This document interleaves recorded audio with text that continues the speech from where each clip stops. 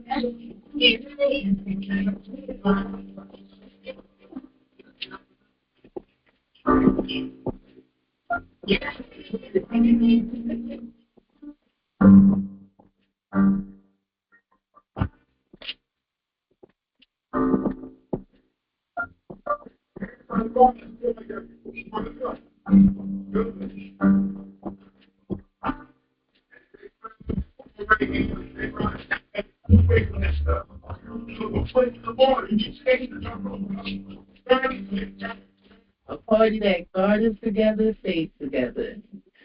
This is the People's Garden we're setting up. From help of our good friend, Sergio, part of the United Panther Movement. The United Panther Movement are those who believe in our 10-point program, which is basically providing services to the community.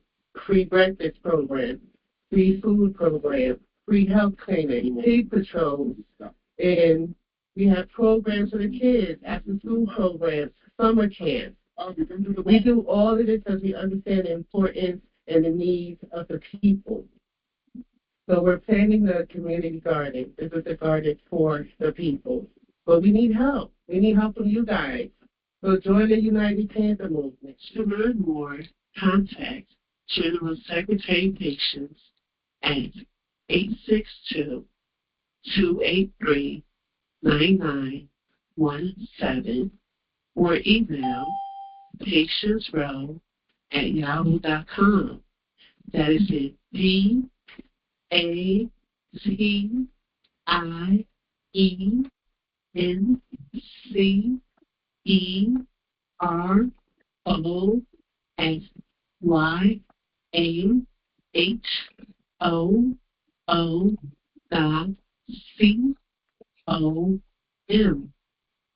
To help support the work we do, please send donations to Cash App, $ I live for the people, or Venmo, Zelle at phone number 862-283-9917. This is General Secretary Patience of the New African Black Panther Party, NAB, PP North. All power to the people. Yeah, I just popped up on the screen. Happy Sunday. Happy Sunday. How's everybody doing? What's up, E? Nah, it looks good. Everything looks good. All power to the people. Welcome to All Power to People on Grown Folks Talk and Express Yourself. I'm Chairman Africa, and I'm going to be your host today. So today we're going over Chapter 5. We're going through Chapter 5. We're going to listen to the audio of Chapter 5 of the Red Book. The Red Book by Chairman Mao. Red Book by Chairman Mao. We'll read it through it. Just look, if you don't know who your enemy is, if you don't know how to defeat your enemy, like, you just wasting time. I mean, being a revolutionary and fighting for the people, the first step in that is educating yourself. Knowing who your enemy is and who you're fighting. That's the first step. And every Sunday when we come here, we're going to go through something. We're going to read something. We're going to go back in the past and find something, some kind of literature, anything that's going to help us to guide us in the fight that we're struggling in every day.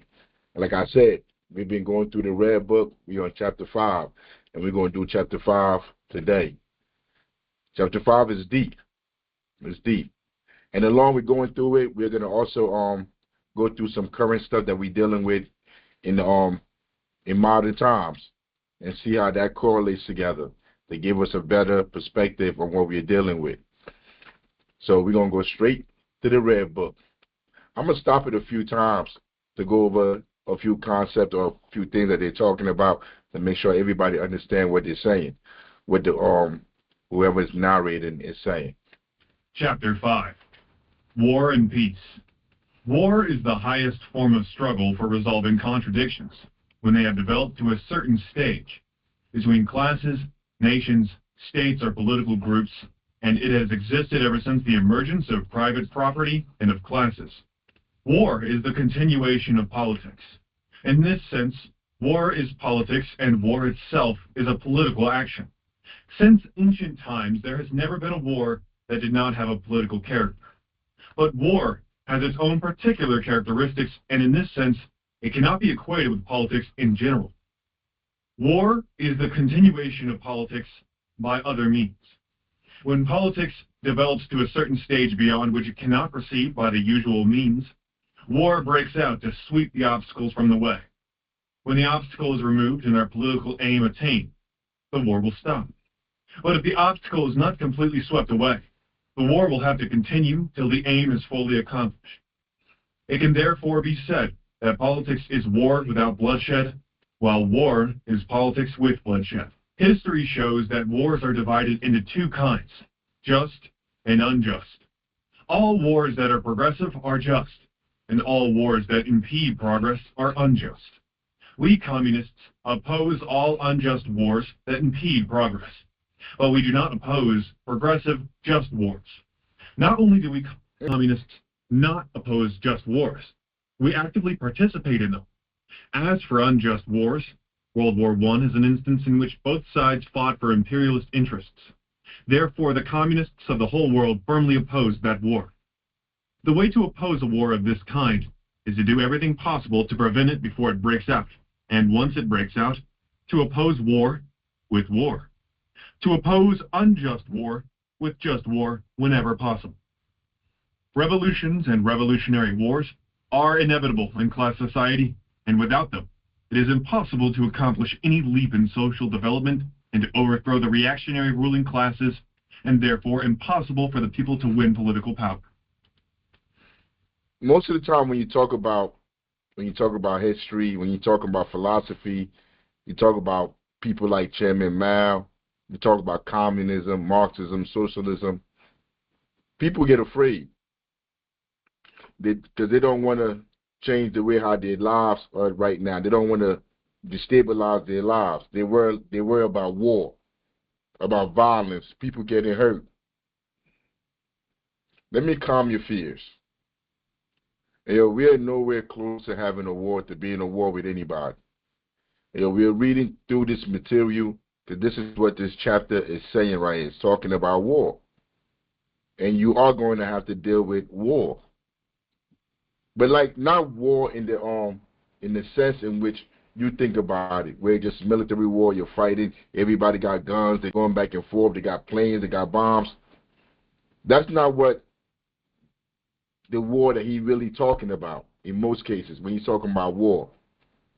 You got to remember this was written like in the 50s, like in the 60s, after they won the war, after they won the physical war with imperialism and they were in power. That's when this was written. The part where they went into the villages, into the towns, and they educated the people, and they gave the people a political consciousness. Those periods, he's not talking about right now. He's not talking about that.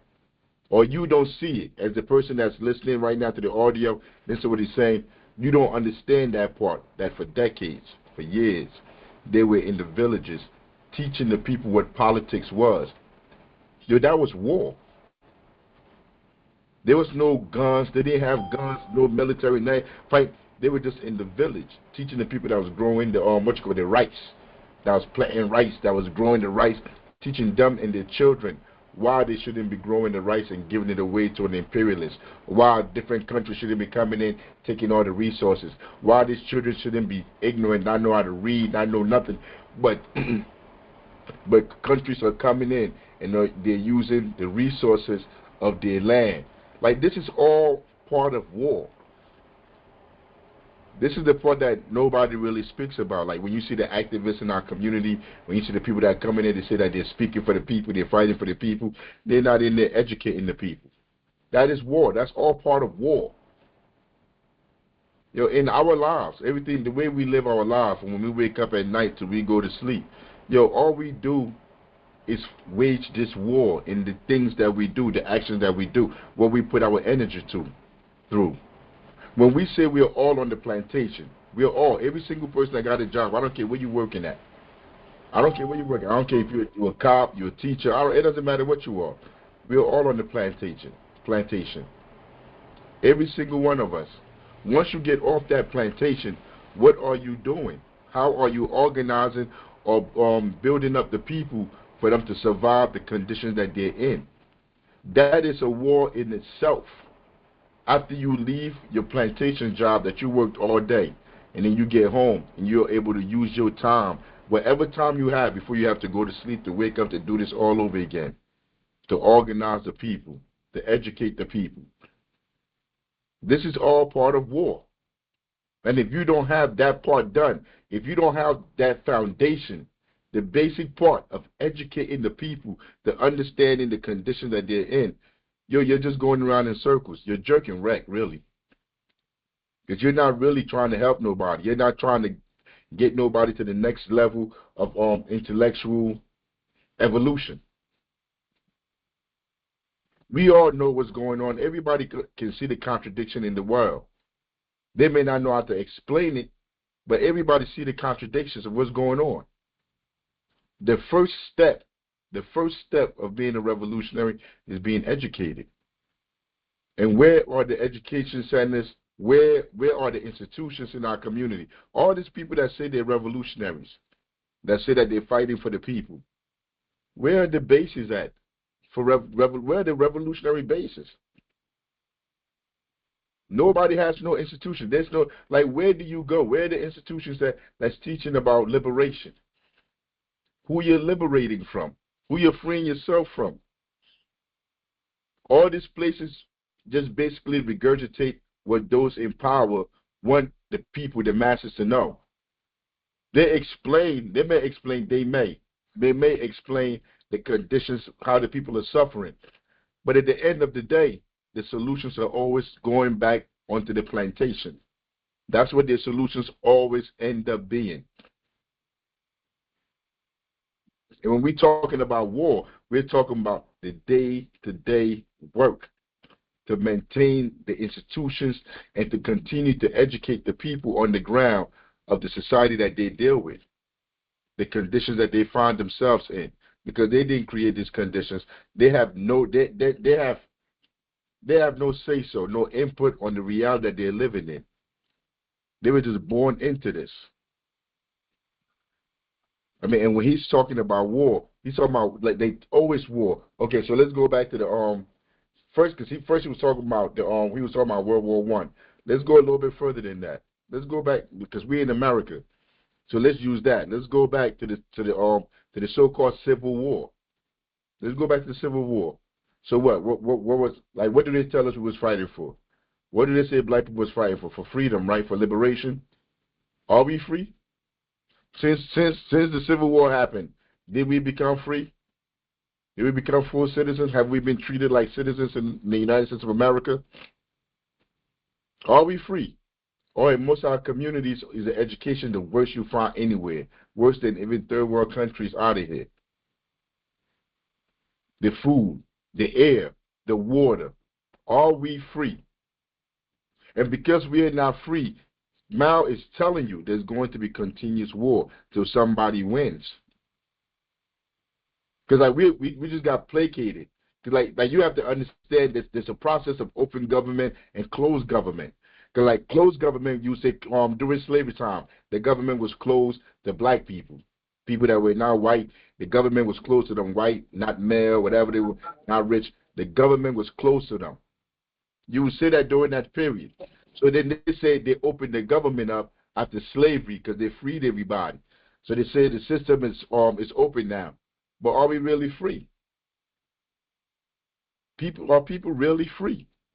Just look at your life. Just think about your life, what you're going through in your life. Are you really free? The decisions you make. Do you make those decisions? What you know? Or do you have to re-educate yourself? And once you re-educate yourself, then you find that we are not free. And that war continues. You're going to have rebellions. You're going to have riots. All this little thing, antagonism, is telling you that we're not free. The war still goes on. But if the people don't know they're not free, how are they waging the war? Most people think they're free. Most people believe they're free. They think every decision they made it themselves. Like the stuff that's in their mind, they think all that stuff is in there because of them. They don't understand that they've been socialized and conditioned to believe and think what they do. They believe they're free because everybody's telling them they're free. The politicians are telling them they're free. The celebrities, everybody, the actors, everybody, every single person, your teacher in school, wherever you go, you're being told that you live in a democracy, that you're free. And we'll witness it in real time, how all these institutions are breaking down because they can no longer lie like they once did. The advent of social media and all the spaces where people are able to talk, to communicate from all around the world. That stuff has broken down. It's broken down barriers. And people are seeing they're not free. And when you go through the red book, it's like everything that they're explaining, that they're talking about, like you could see it right now in real time. The peasant class, the bourgeoisie class, the contradiction between the two. Because right now, if you go outside, people worrying about rent, people worrying about food, how they're going to eat. That's what people are worried about. People are not talking about what the politicians and the people that have platforms to speak. They say what they're talking about is not what the people in the community are talking about. It's not what they're worried about. And there's a contradiction there. We're going to get into all of that. Revolutionary war is an antitoxin which not only eliminates the enemy's poison, but also purges us of our own filth. Every just revolutionary war is endowed with tremendous power and can transform many things or clear the way for their transformation. The Sino-Japanese War will transform both China and Japan. Provided China perseveres in the war of resistance and in the united front, the old Japan will surely be transformed into a new Japan and the old China into a new China. And people and everything else in both China and Japan will be transformed during and after the war. Every communist must grasp the truth. Political power grows out of the barrel of a gun. The seizure of power by armed force, the settlement of the issue by war, is the central task and the highest form of revolution. This Marxist-Leninist principle of revolution holds good universally, for China and for all other countries. Without And I got to stretch it again. I'm going to stop it again and stretch it. Wait. Hey, we got the food that's supposed to go out. She said, hey, General Secretary. Yes. Yolanda just called you on your phone. Yes. Call Yolanda back. The food is supposed to get to them in New York. She says, no, she's delivering the food. She says she don't see nobody. So, I'm gonna text Subi. I'm gonna text Subi. I'm gonna give, you know what? Never mind. I'm gonna text Subi and give Subi the number. I'm about to put the show back on. I'm gonna let the audio play. Without armed struggle, neither the proletariat nor the people, nor the Communist Party, would have any standing at all in China, and it would be impossible for the revolution to triumph.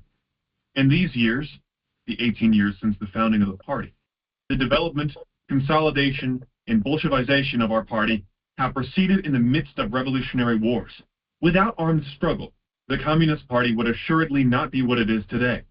Comrades throughout the party must never forget this experience for which we have paid in blood. According to the Marxist theory of the state, the army is the chief component of state power.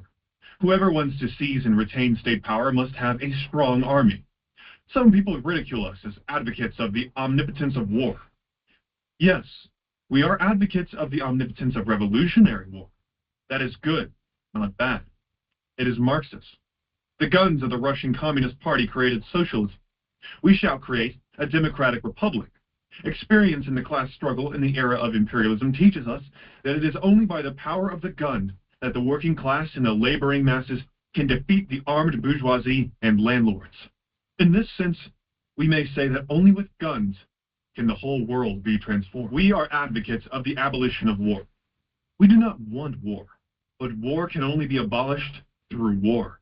And in order to get rid of the gun, it is necessary to take up the gun. War, this monster of mutual slaughter among men, will finally be eliminated by the progress of human society, and in the not-too-distant future, too. But there is only one way to eliminate it, and that is to oppose war with war, to oppose counter-revolutionary war with revolutionary war, to oppose national counter-revolutionary war with national revolutionary war, and to oppose counter-revolutionary class war with revolutionary class war. When human society advances to the point where classes and states are eliminated, there will be no more wars, counter-revolutionary or revolutionary, unjust or just. That will be the era of perpetual peace for mankind. Our study of the laws of revolutionary war springs from the desire to eliminate all wars. Herein lies the distinction between us communists and all the exploiting classes. Our country and all the other socialist countries want peace. So do the people of all the countries of the world. The ones who crave war and do not want peace are certain monopoly capitalist groups and a handful of imperialist countries which depend on aggression for their profits. To achieve a lasting world peace, we must further develop our friendship and cooperation with the fraternal countries in the socialist camp and strengthen our solidarity with all peace-loving countries. We must endeavor to establish normal diplomatic relations on the basis of mutual respect for territorial integrity and sovereignty and of equality and mutual benefit, with all countries willing to live together with us in peace. We must give active support to the national independence and liberation movement in countries in Asia, Africa, and Latin America, as well as to the peace movement and to just struggles in all the countries of the world. As for the imperialist countries, we should unite with their peoples and strive to coexist peacefully with those countries, do business with them and prevent any possible war. But under no circumstances should we harbor any unrealistic notions about them. We desire peace. However, if imperialism insists on fighting a war, we will have no alternative but to take the firm resolution to fight to the finish before going ahead with our construction. So who is he talking about? Who is this war being waged against? Imperialism. You heard him right there. You heard Chairman Mao. Where should they go? Who should they go help out? He said Africa. The other socialist nations that's fighting back. Remember, this is like during the 50s and the 60s when all these countries in Africa was waging revolution against imperialism. It's the same period that he's writing this, and he's saying all these places that's waging waging war against imperialism, that they will send support to these countries to go help these countries to fight these wars. Somebody mic is on. Even though they don't believe, oh, I'm hearing an echo. But be that the same man. I'm gonna try to. Nobody else. Now mute yourself. Let's try that. It look like you're muted on the screen, but I'm losing my train of thought. But anyway, like if you heard him, yo, we're not for war, but he's saying we're going to wage war against imperialism because there can be only one. You can't have imperialism in place and then you're not waging war against it. You're not building, you're not organizing, you're not doing anything against it, and you're calling yourself a revolutionary. You're not a revolutionary. You're not a revolutionary. You're just talking. And that's what a lot of people just do. A lot of people just be talking in our community. They just be talking in our face because they're benefiting from the current system that's in place. Just now, we were going back and forth because we have food. Yesterday, when we talk about waging war, and I'm going to get to this. You know what?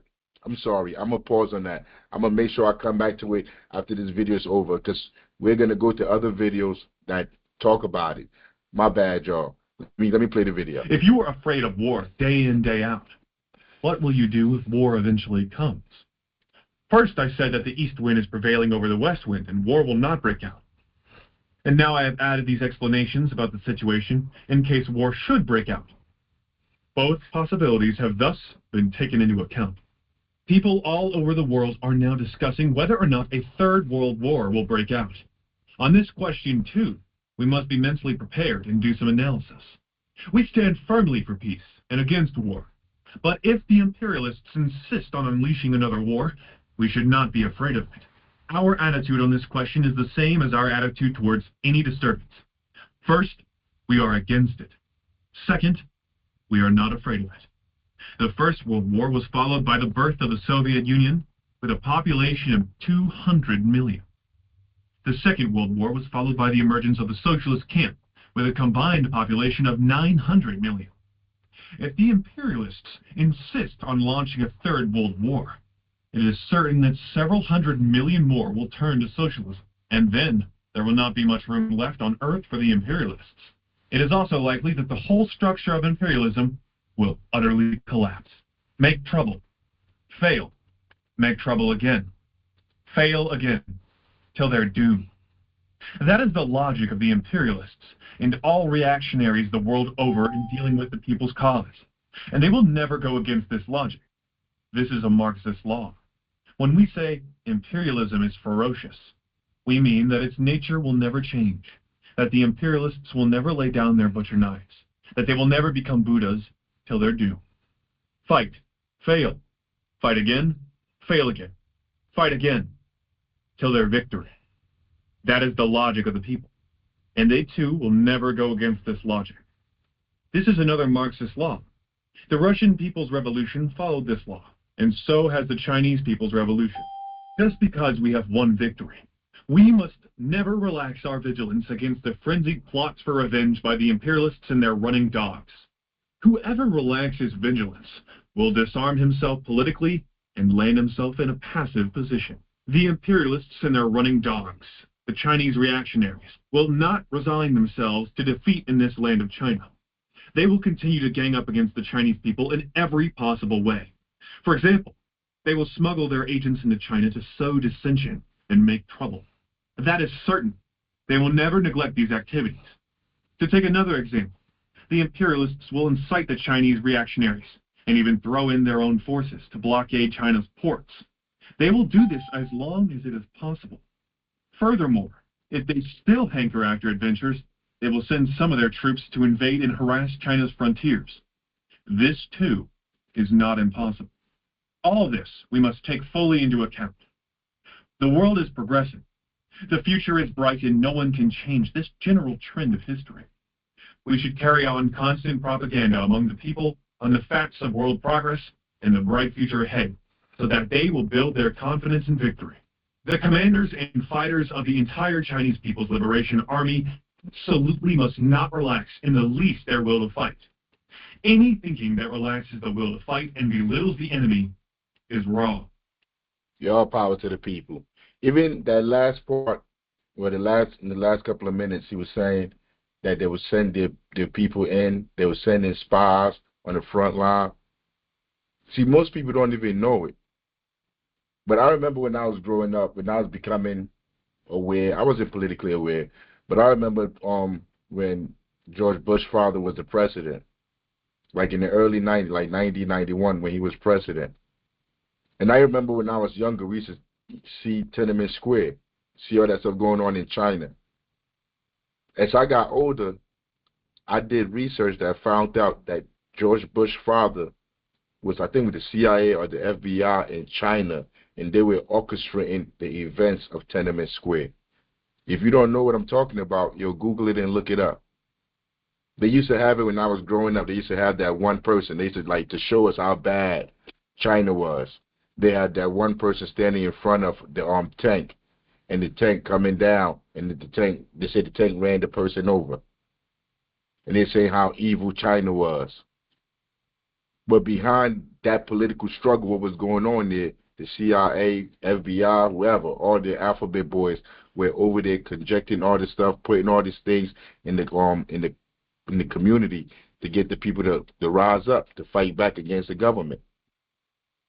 That's what he's talking about, a war. Like, even after you win, like, they're not going to stop doing what they're doing. They're not going to keep trying. They're not going to stop trying to oppress the people, to take power back.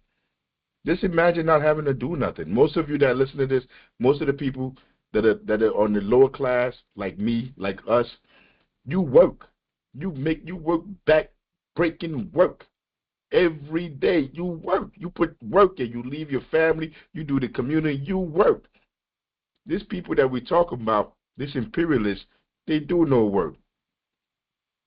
They do nothing. They have maids, cleaners. They have all these things that they in their lives that we don't have. I can't even envision what they have, but they don't do no work. They don't do back-breaking work that, like, somebody that, let's say somebody that's working at McDonald's. You think it's easy to work at McDonald's. Go try doing that job. Doing construction. Working these jobs that, like, home health aid. Doing all these jobs that people in the community do. Go try working for Amazon, driving them trucks, delivering that stuff. You see, because you don't really know. When you don't deliver stuff, when you don't do those jobs, you don't know how taxing those jobs are on the body. Because you have like 180, 200 stops. So that means that's a stop. Every stop, you're getting up. You got to walk up all the way up. You got to come all the way back down. Like, you have no idea how grueling that is to your body until you're going through that stuff. You've done it. Like slipping, falling, almost breaking your neck. People don't understand. People just think all these jobs, like, they're just jobs. Chairman. Yo. Not only that, is it physically taxing, it's mentally taxing. Because those are slave jobs. Slave jobs. In your mind, that's how you feel. And like, even with the Amazon and UPS, like, they have to piss in bottles. Like, how dehumanizing is that?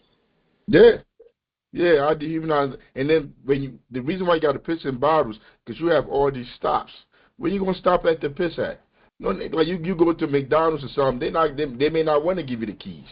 You go to whatever, you go to the gas station, you don't work there. They're only giving keys to people that work there. Where you gonna stop at to use the bathroom? And then if you do use the bathroom, that's time that you're cutting off from your route for you to be able to get home. So most of the time, people, because they have so many routes, so many places they got to be, they just sitting in the car the whole day, just driving up and down. Up and down. But these people that we talk about, these imperialists, the reason why they want to keep their life, they want to keep everything they have, they don't have to work. They don't have to do nothing. It ain't because they're smarter than us, they're better than us. That's not why they're in the position they're in. Most of them, by and large, inherited that wealth. And when I'm talking, you just think in your mind like white people. No, you have all kind of imperialists. You got black, Spanish, white, whatever, Asian. You got imperialists that come in all colors. That's why it's called a class war. You're in a class war with these people. They're trying to maintain the class that they have. And you at the bottom, you the peasant. You have no idea you even engaged in a war. All you know is what they've been telling you. And the politicians that they put out in front of you, the leaders they put out in front of you to tell you are there to serve you. I mean, so like, with that being said, let's go right into it. Let's go into it. This is Hakeem Jeffries. You see, because like in our minds growing up, we're socially constructed and designed to believe in a duopoly with the right is on this side, bad is on this side, good and evil, Democrats, Republicans, like you internalize that. So they tell you that these people, look at him. How can you trust anybody that looks like that? Look at him, yo. Just look at his picture. Pasty, no frill, looks soft. Look at him. Never been through anything. For the last 20, 30 years, been having nice, cushy jobs, being paid off by all the imperialists that's oppressing people. Look at that guy. And this is the guy that's supposed to be speaking for you, fighting for you. So let me tell you, listen to how he's fighting for you right now. The next leverage that you all have with one of the things about shut down the place. To what extent are Democrats willing to withhold votes? We're arguing about the mandate with standing, but withhold votes to avoid a government shutdown, and what do you need in exchange? In particular, when it comes to, do you see this as an opportunity to try to stop Musk or no, I appreciate. They're asking them like, what are you willing to do to stop the because one of the things they do, one of the fake things they do that they've never done, they say they're gonna shut the government down. They're not gonna pass nobody's gonna get paid. They never shut the government down.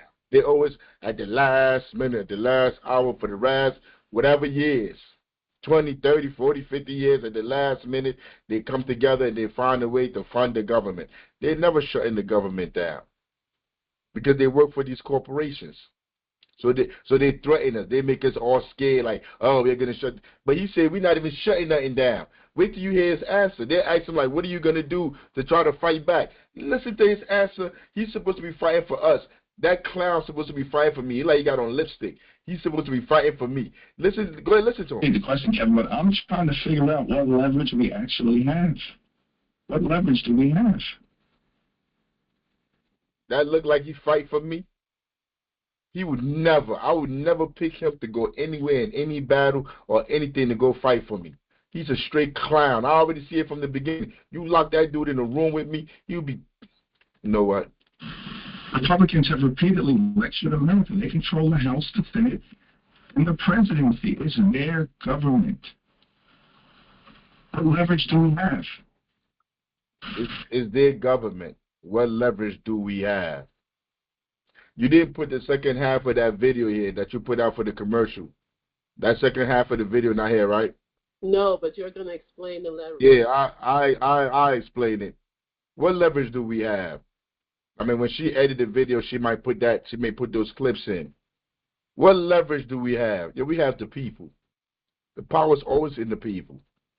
So what happens if you don't control the House, the Senate, the White House? You don't even control the Supreme Court. So what do? Yesterday it was snowing. We had snow out here. We got a delivery. Delivery came in for food for us to give out to the community. That's people that's starving. People that are out here starving, can't afford eggs. Eggs cost $15 a carton. When I go into projects, I'm gonna do a video of the store that's in the project downstairs where they're taxing people like crazy. The average egg when you go to the supermarket, I believe, is $10.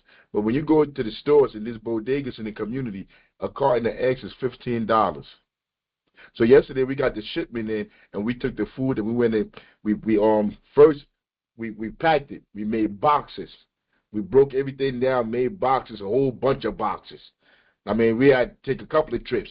We packed the boxes with the produce, with the peppers, the potatoes, the tomatoes, the fruits, the grapes, all kind of produce. We packed the box, and then we put it in there. We tried to give everybody 1 carton of eggs. And then we took it, put it inside the car, and we went to deliver it to people's homes. People that hit us up on social media, that saw the stuff that we do, that say they want it, of course, they're the first people that we go to. We go directly to their door, we bring the box, and we give them the food. Just now when I was on the show, we sent, there was another truck that was supposed to come in today, but we sent that truck to, I think, was that Queens or Harlem? Where is that, Queens or Harlem, General Secretary? I think it's Harlem. Harlem?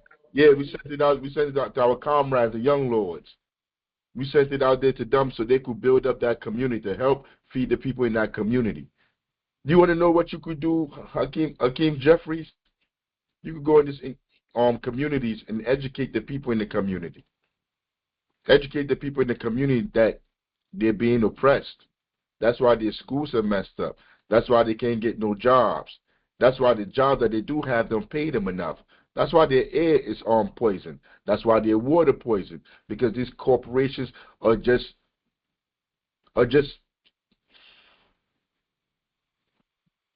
lawlessly attacking our communities. We are at war with these corporations. That's what you could go in there and go tell the people, Hakeem Jeffries. You see, but you won't do that. Because those corporations are the one that pay you for you to be there, to stand where you at, to have the job you have, to have that suit on that you have on. Look at him. Look like he never did a hard day's work in his whole life. Just look at him. While people are sleeping under the train tracks. People are sleeping in the streets. People are starving. This is the leader of the Democratic Party. I'm ashamed of these people. I'm ashamed to even be put in the same category as these people. Because the next breath, he's going to start talking about black revolution, black liberation, how he's fighting for the people, he's fighting for black people, doing all this stuff. Look at him. He don't even look black to me. He look like an alien. That's the disdain we should have for these people. He's not just anybody out there. This is the head of the Democratic Party. He's putting his hands up like, what do we do? What do we do? We can't do nothing. This is what the Democratic Party is telling you. You know why?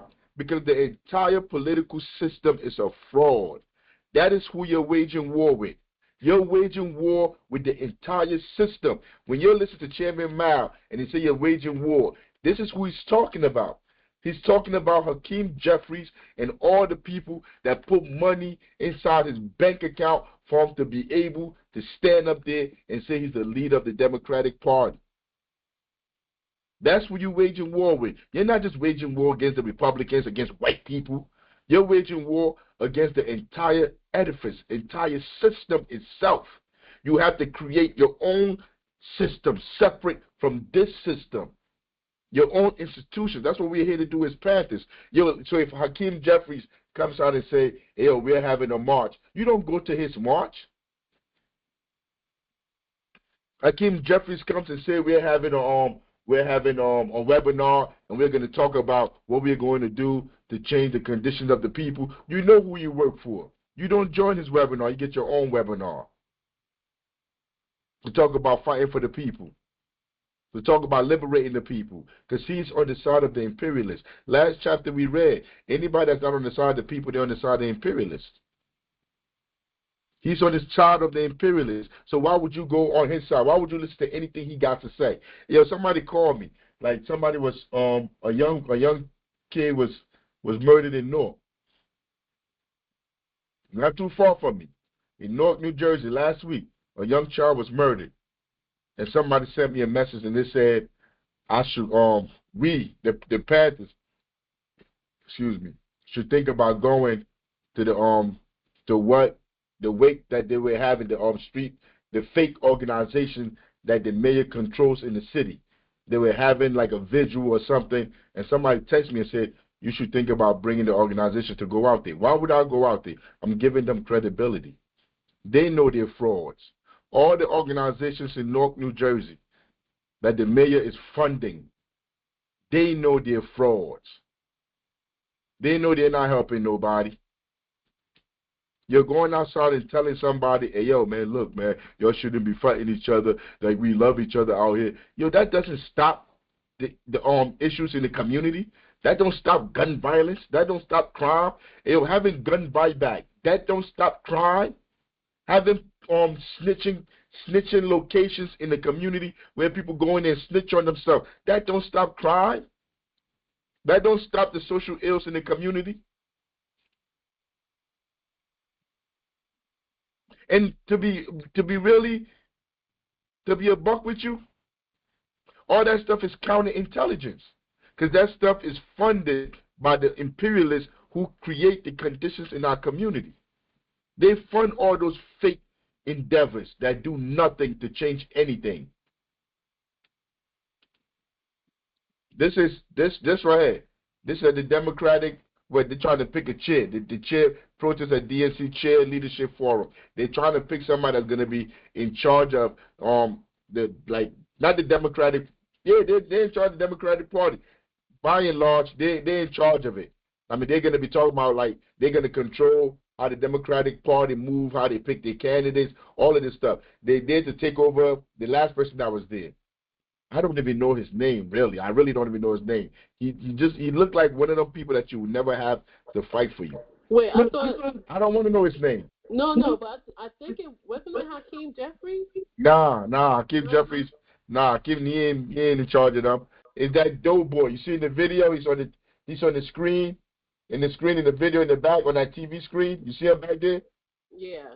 Yeah, he was the head of the DNC. Just down when he the head of the DNC. I think he took over after Debbie Weitzman Schultz, whatever her name was. Like, I know her because she was there when they tried to cheat Bernie, when they cheated Bernie. I mean, then they found all the documents that they had, these people are all frauds. They're all, every single politician within that frame, within that system, is a fraud and a liar. Because they're working within the imperialist system to convince the masses of the people that this system is democratic. This system cares about you. When there's studies that nothing the people want is ever passed by the Democrats or Republicans. Nothing, absolutely nothing. So while you've been at home, and you're home, you're thinking like the Democrat Party, you're probably thinking, like they're telling you in the radio that these people are going to be out there fighting. They fight to stop immigration. They fight the Democratic Party. You want to know what the Democratic Party been doing? They fight amongst themselves. Because it's clear now that the people don't have a voice. They platform people and they put them on those stages to ask questions that they want to ask. Who is they? The imperialists, the corporations. The questions that they want them to ask. Those are the ones they pose to the candidates that they've selectively picked to sit up there. All the people out there in the crowd, I mean, like, you may have CEOs, you may have professional people, democratic people inside that crowd too, but the masses of the people on the ground, the peasants, they have no say-so in either party. When you go look at that January 6th, the majority of the people that participated in January 6th were businessmen, were people that had bread. It was, I think, only like probably less than 20% people that had college degrees or business officials that were in that what you call January 6th. That was the Republican side. So you could say like 80% of that side was the business class and the wealthy class. In this room, it's probably the same thing, because they're not inviting people on the floor to come in that room. But I'm about to play the video. I might stop it here and there to say something. But this was at the DNC Chair Leadership Forum where they were trying to find a new chair. Excuse me. Security, please. You hear them? She was holding, that was a Palestinian flag. This is supposed to be a democratic event. Democrats. And she's holding a flag of Palestine trying to get attention for the Palestinian cause. At a democratic event. At a democratic event, you got to try to get support for Palestinian cause. That's deep. Because the Democrats have become the Republicans. There's no difference in them. And you hear that dude that's on the stage saying, excuse me, security.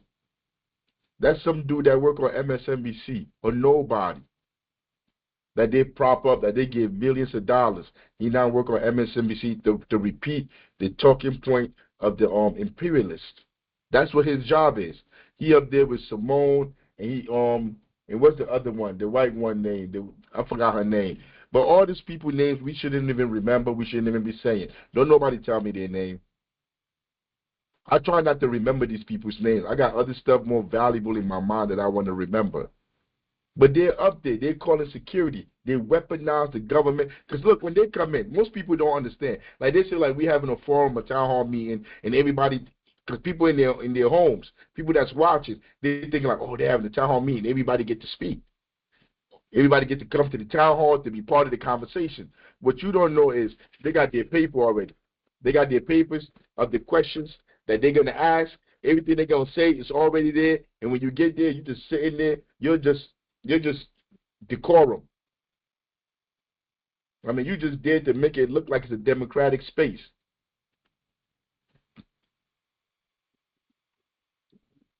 You just sit there to think it's a democratic space, and while you thinking it's a democratic space, they're asking all their questions that have nothing to do with nothing.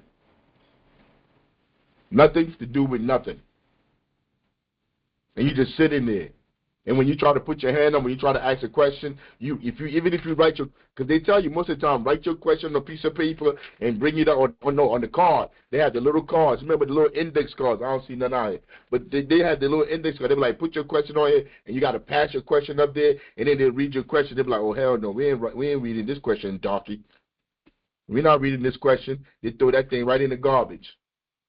So if you stand up and you hold the flag up, like we need to talk about Palestine, security, don't tase me, bro. And they come in there and they drag you up out of there. And then they continue on. They continue on like nothing even happened.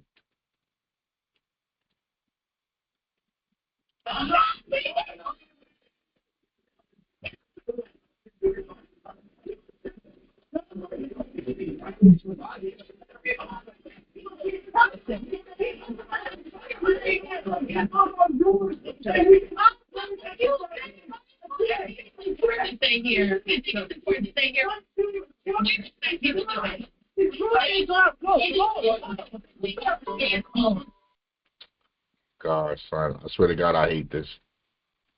Yo, we respect people's opinion. Yo, while you're watching them drag people out. Look, you're watching them drag people out of the room because their voice is not being heard. And they're saying our voice is not being heard in this process. We're supposed to be Democrats. And they're dragging them out of the room. And you hear Simone Sanders, I think her name is, whatever her name is, Simone something. She's sitting up there talking about something. Hey, yo, we respect people's opinions. We respect people. No, you do not.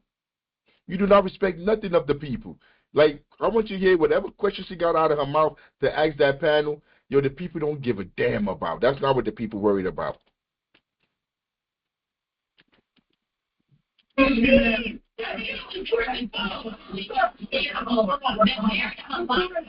We'll begin with the opening statements. Each candidate will have 30 seconds.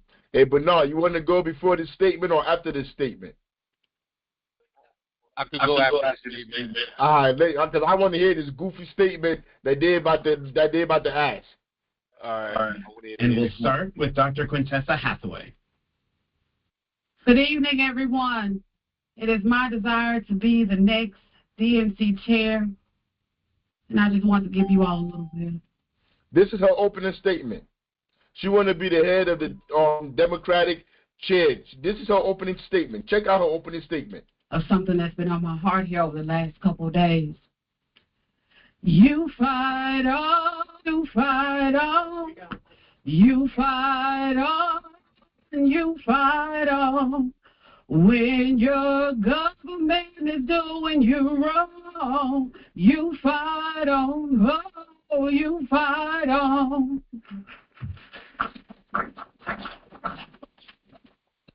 Yo, she feel like she just did something. Yo, I'm ashamed to know these people. These people don't speak for me. They don't speak for nobody in our community. Yo, this is what you're telling people. What was your opening statement? And to be the leader, to fight back for the people. And what you got? A Negro spiritual? That's what you got? Go ahead, Bernard. Yeah, I didn't even get it. I was about to bust out singing Eyes on the Prize. I mean, but Asada called this America we live in the absurd zone. we live in the absurd zone. You know what I'm saying? So every time I think about anything that that functions in this janky reality, it's and looking at this Democratic Party right now, and the reason black people are so fixed on the Democratic Party right now is because the Democratic Party has assumed command of the ship, so to speak. If we look at the diaspora as a ship, the Titanic, these black folk are in charge of the Titanic's us black folk. We focus on them. And so when you look at the biggest tell-all as they try to defibrillate the civil rights movement, because that's what I feel like I'm in the middle of. I feel like I'm in the middle of a reenactment. Like we watching black people reenact the civil rights movement. So they put on their nice suits.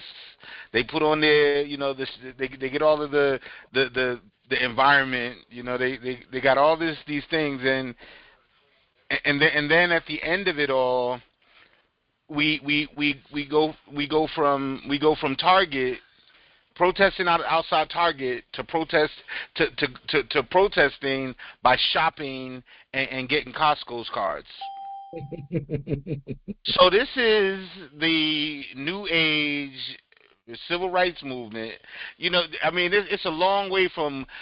I almost would rather have the water hoses and the attack dogs, because then I would know my enemy. Like, I would rather have that than to have a bunch of folks sending us over to Costco's, which really speaks to how you talk about the feeling ashamed. Feeling ashamed of how far we have fallen socially. Our social underdevelopment, and this also reinforces, what Marble said in how capitalism underdeveloped Black America. We have underdeveloped so far socially that, for me, the revolutionary today, if we're analyzing the conditions of the people, and if we're looking at where we are in the struggle, each of us are on a battlefield, especially when you're a revolutionary. And I learned a long time ago that, revolutionaries will always meet up at the same place at the same time. Like, we're going to meet up at the same place at the same time, because if you're warring against the same people I'm warring against, then, I'm going to have my pitchfork or my rock. What Malcolm said, the Vietnamese, they tennis shoes and rocks.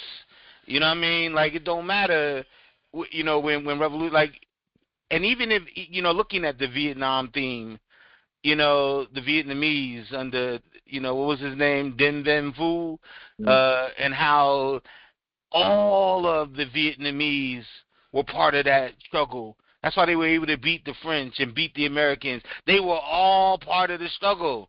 Every time they bombed the bridge and took a bridge out, that night there were hundreds of people rebuilding it that night, because the people waged this war. This the people's war that we're talking about. And as more people begin, as the masses begin to swell, because that's what happens. You're gonna get tired of listening to people like Hakeem Jeffries and every single Democrat that runs down the line.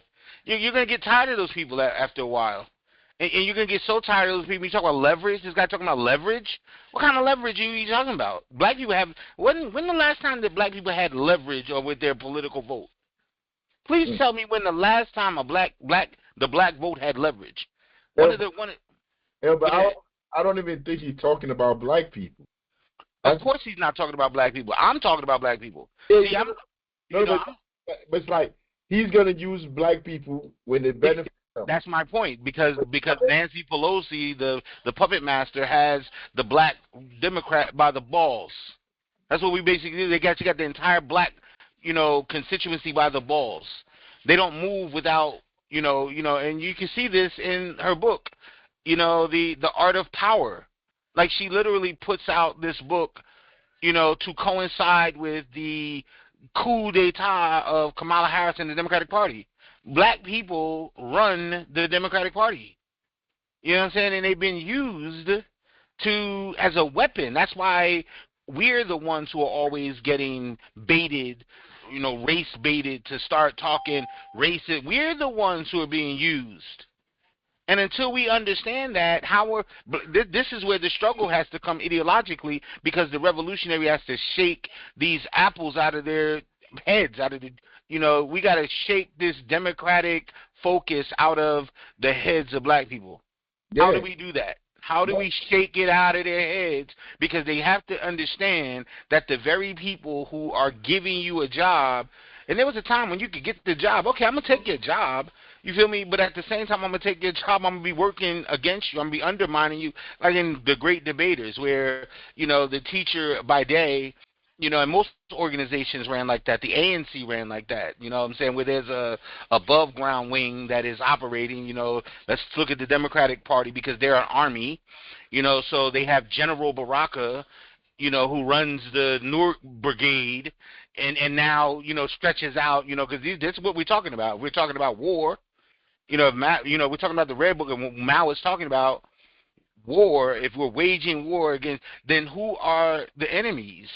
And how do you navigate that? You know what I'm saying? And so when you look at this brigade, because both parties, if politics is war without bloodshed, that means both the Democratic Party and the Republican Party are armies.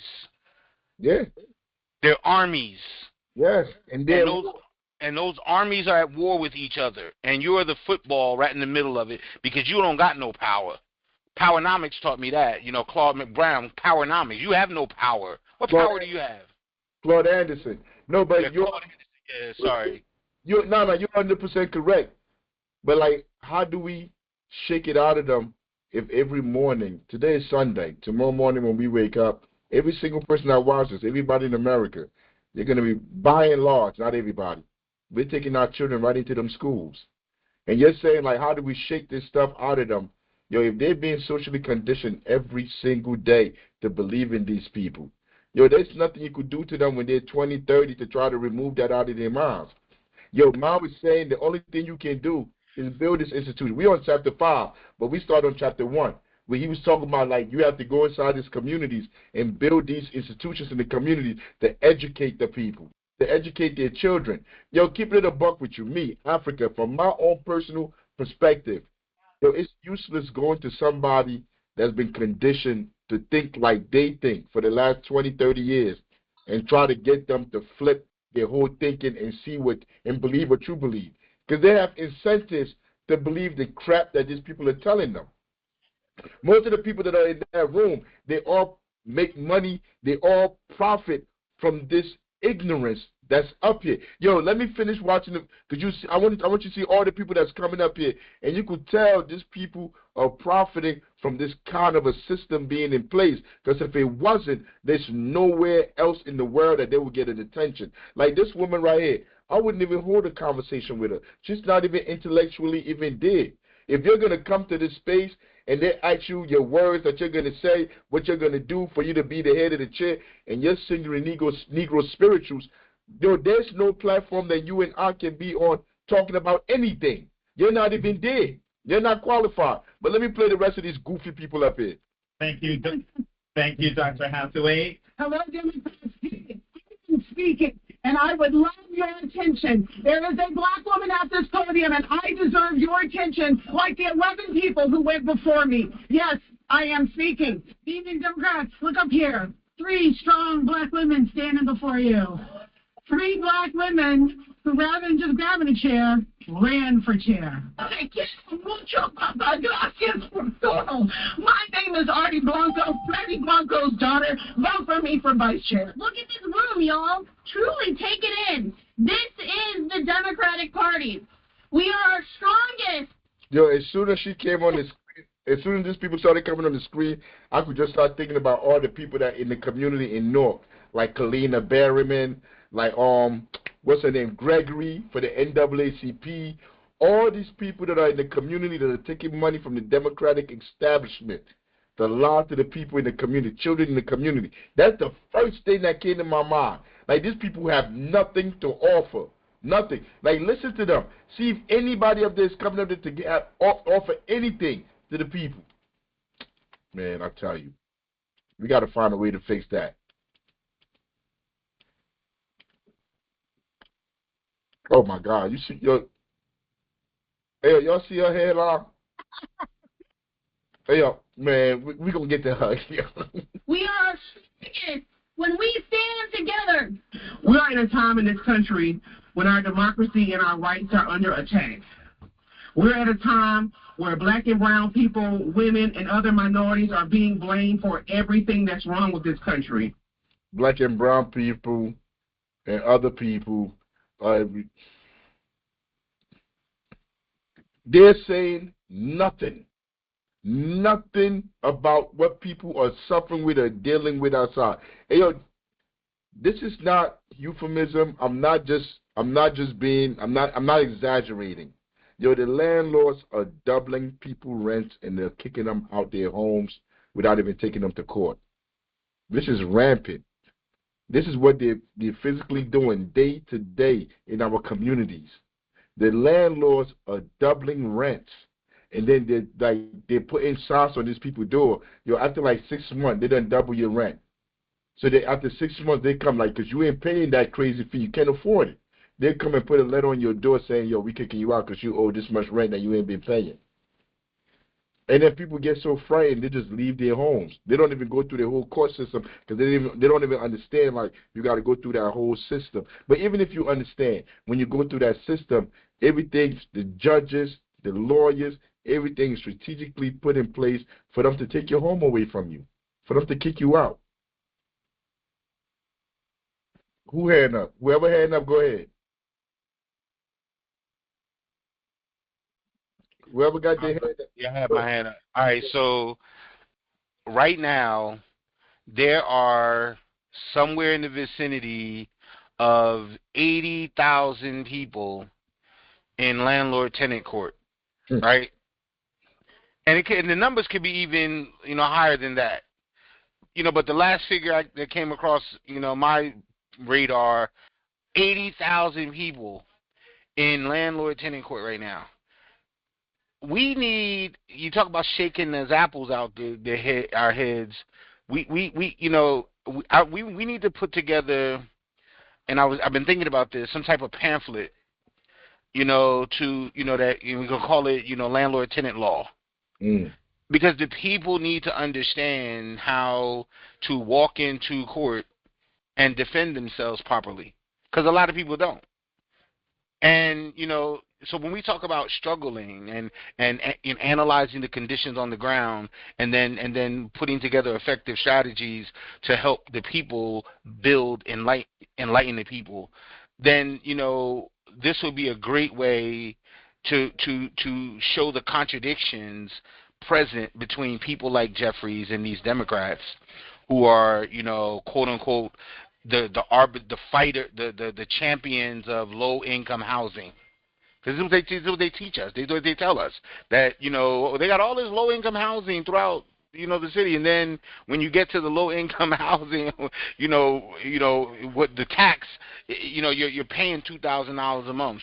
So you're telling me $2,000 a month is low income housing when the median family income in Newark, New Jersey is $33,000. The median family income. You look at the median family income in, Essex Fells, it's $250,000. If the median incomes are that, those kind of disparities, then when you're building low income housing in a community like Newark, the low income housing has to make sense with the median income of the families that are living in that city. So hold up. You think they don't know that?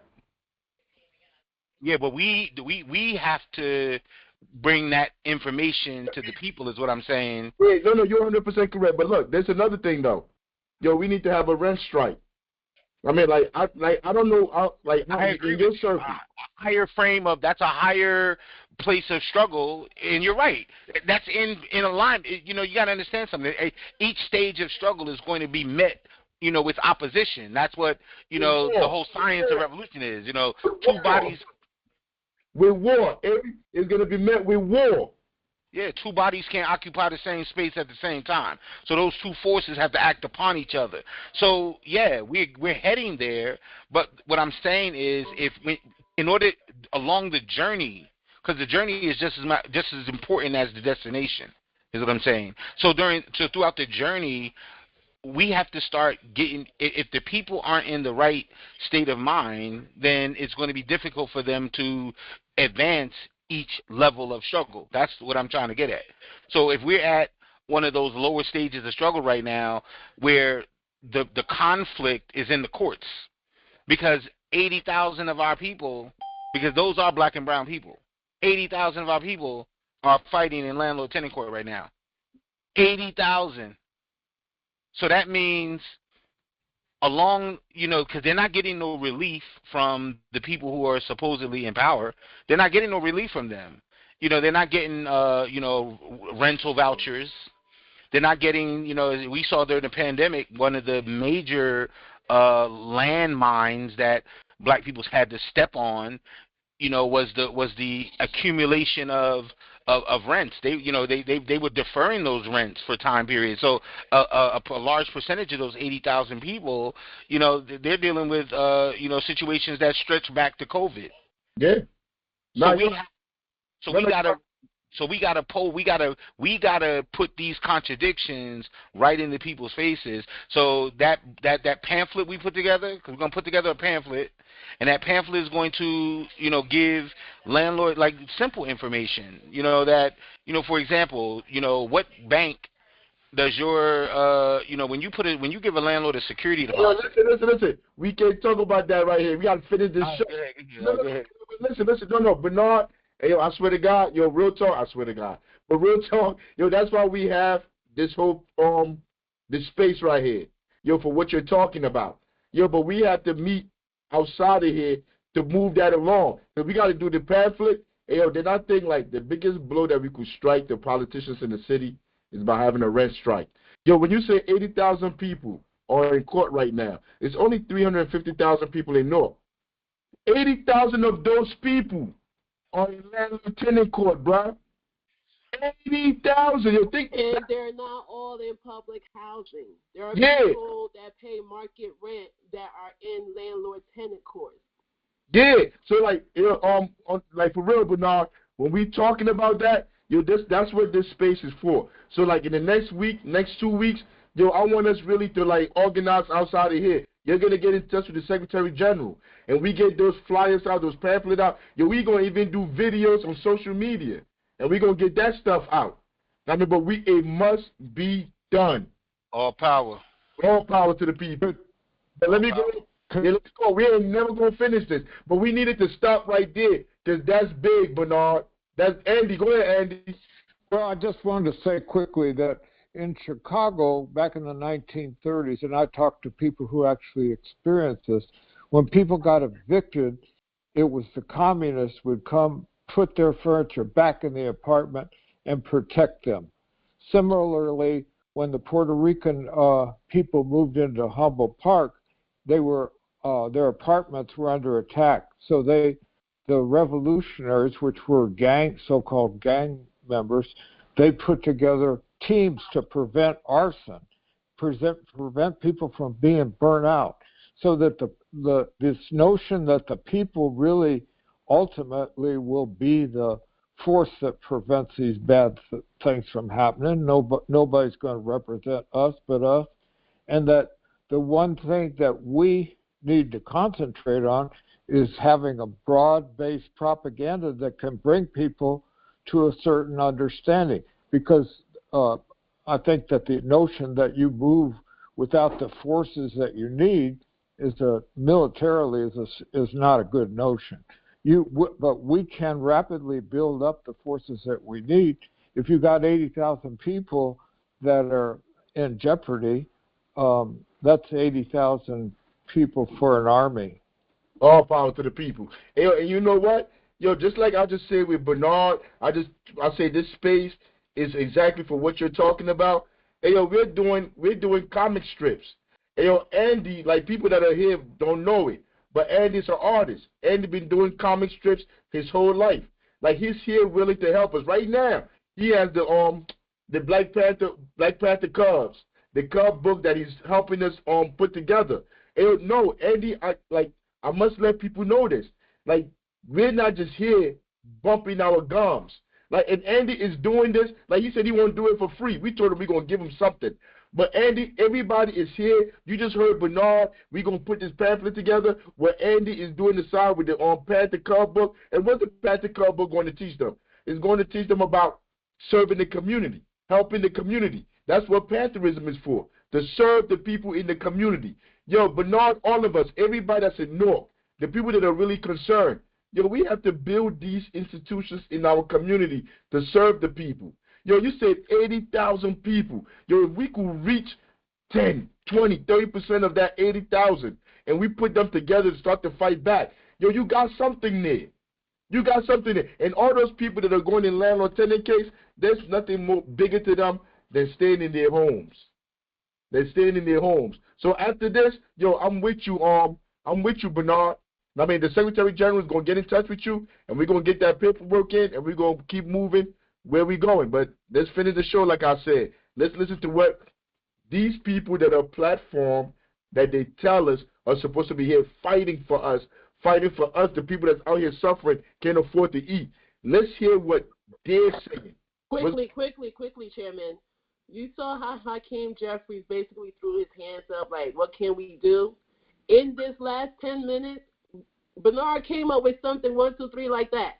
But I just wanted to point that out. All power to the people. So let's fight together for a... If you can't see this, you're only listening on the radio. Just imagine where the top of your forehead is, right? And then, go back 3 inches. This woman got a wig on, right? And then the wig starts from 3-4 inches off her forehead, bro. I don't even understand how they even let her get on the stage. Who's up there with her that let her get up here? But then she got these big glasses on. It all looks like a comedy show. This just looks weird. And listen to what she's saying. And more inclusive Democratic Party. Good afternoon, DNC! The Inclusive Democratic Party. And when they're saying inclusive, they're not saying inclusive in theory. Inclusive in color. Inclusive in gender. Inclusive in shape. That's not what is causing the oppression in our communities. We here, it's theoretical. It's it's economical. It has nothing to do with the inclusiveness of gender or of race into the government will change anything. But the lady I was talking about, we'll weave on 3-4 inches behind Tom. That's what she said. Our thing is inclusiveness. We need to be inclusive. I said we're not past that generation of thinking inclusiveness means liberation. And this one just came on, started yelling, "Good afternoon, DNC." Let me say something. Over the last several days, we've seen what happens when we have the wrong people in powerful places. And so today, we've only seen that in the last few days. We haven't seen that for the last years, decades. We haven't seen the wrong people. I remember when they said George Bush was too dumb to win president, to become the president. I still remember that. People like George Bush is too dumb. He won 2 times. He served 8 years, deporting 10 million. For your support and electing me as your DNC vice chair, because in a time of crisis, leadership matters. My people are sick and tired of being sick and tired. We are sick and tired of being the last one hired and the first one fired. We are sick and tired of this. have spent the last 15 years fighting for the American people, all 340 million of them. What to do to organize, show up, and win. And that is why I'm asking the people who have stood with me in this ride, because you know the work that I do to protect the vote. Rules specify that when we have a gender non-binary candidate or officer, the non-binary individual is counted as neither male nor female, and the remaining 6 offices must be gender balanced. With the results of the previous 4 elections, our elected officers are currently 2 male and 2 female. In order to be gender balanced, we must elect 1 male, 1 female, and 1 person of any gender. So again, I don't know what he's talking about. I don't know what he's talking about. I'm telling you, like, it makes absolutely no sense. So you're supposed to be finding a new chair. You're supposed to be finding somebody that you're going to strategically use. I mean, that's going to come in strategically, and they're going to use their mind. They use their political philosophy to come up with strategies to fight back against what you call the Republican Party that's supposed to be your enemy. And this is what you're going through to find out that person, that they got to be 1, 2 genders, 3. Like, I don't know what he's talking about. And I'm politically educated. I have no idea what he's talking about. But this is the outgoing chair. And you see why he's the outgoing chair. Because he's a buffoon.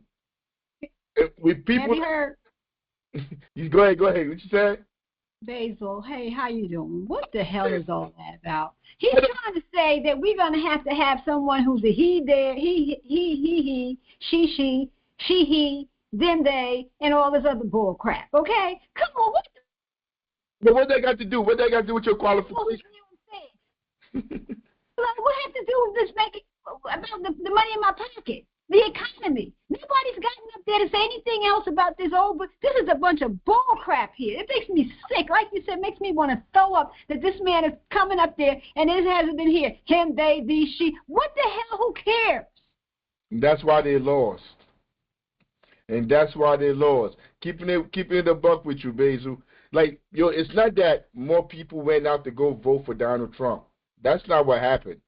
People just didn't go out to go support these people. The people that they got in their camp that's supposed to be following them, they didn't go out and vote. The Democratic people didn't go out and vote. That's why they lost the election. Trump, they have all these millions of people that came out to vote for him. It's basically the same numbers from election cycle to election cycle because they got the numbers already. It's the same numbers. But this is why they can't win nothing. Like, who you trying to bring back? Are you right now? It's 2025.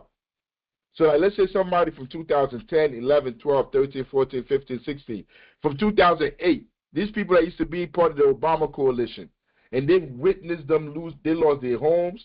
They've lost their cars. They've lost their jobs. They have to get another job. Let's say if they're elderly, even if they're old, they still have to go out and go do Uber, do all kind of stuff. And then you bring this dude up here to come talk to those people, to tell them, to get them excited. Like, this is what we're doing to change the Democratic Party. And he's talking this goofy stuff. Listen to him. Listen to this dude. This is what we have to do for this vice chair race. We have to elect 1 male, 1 female, and 1 person of any gender.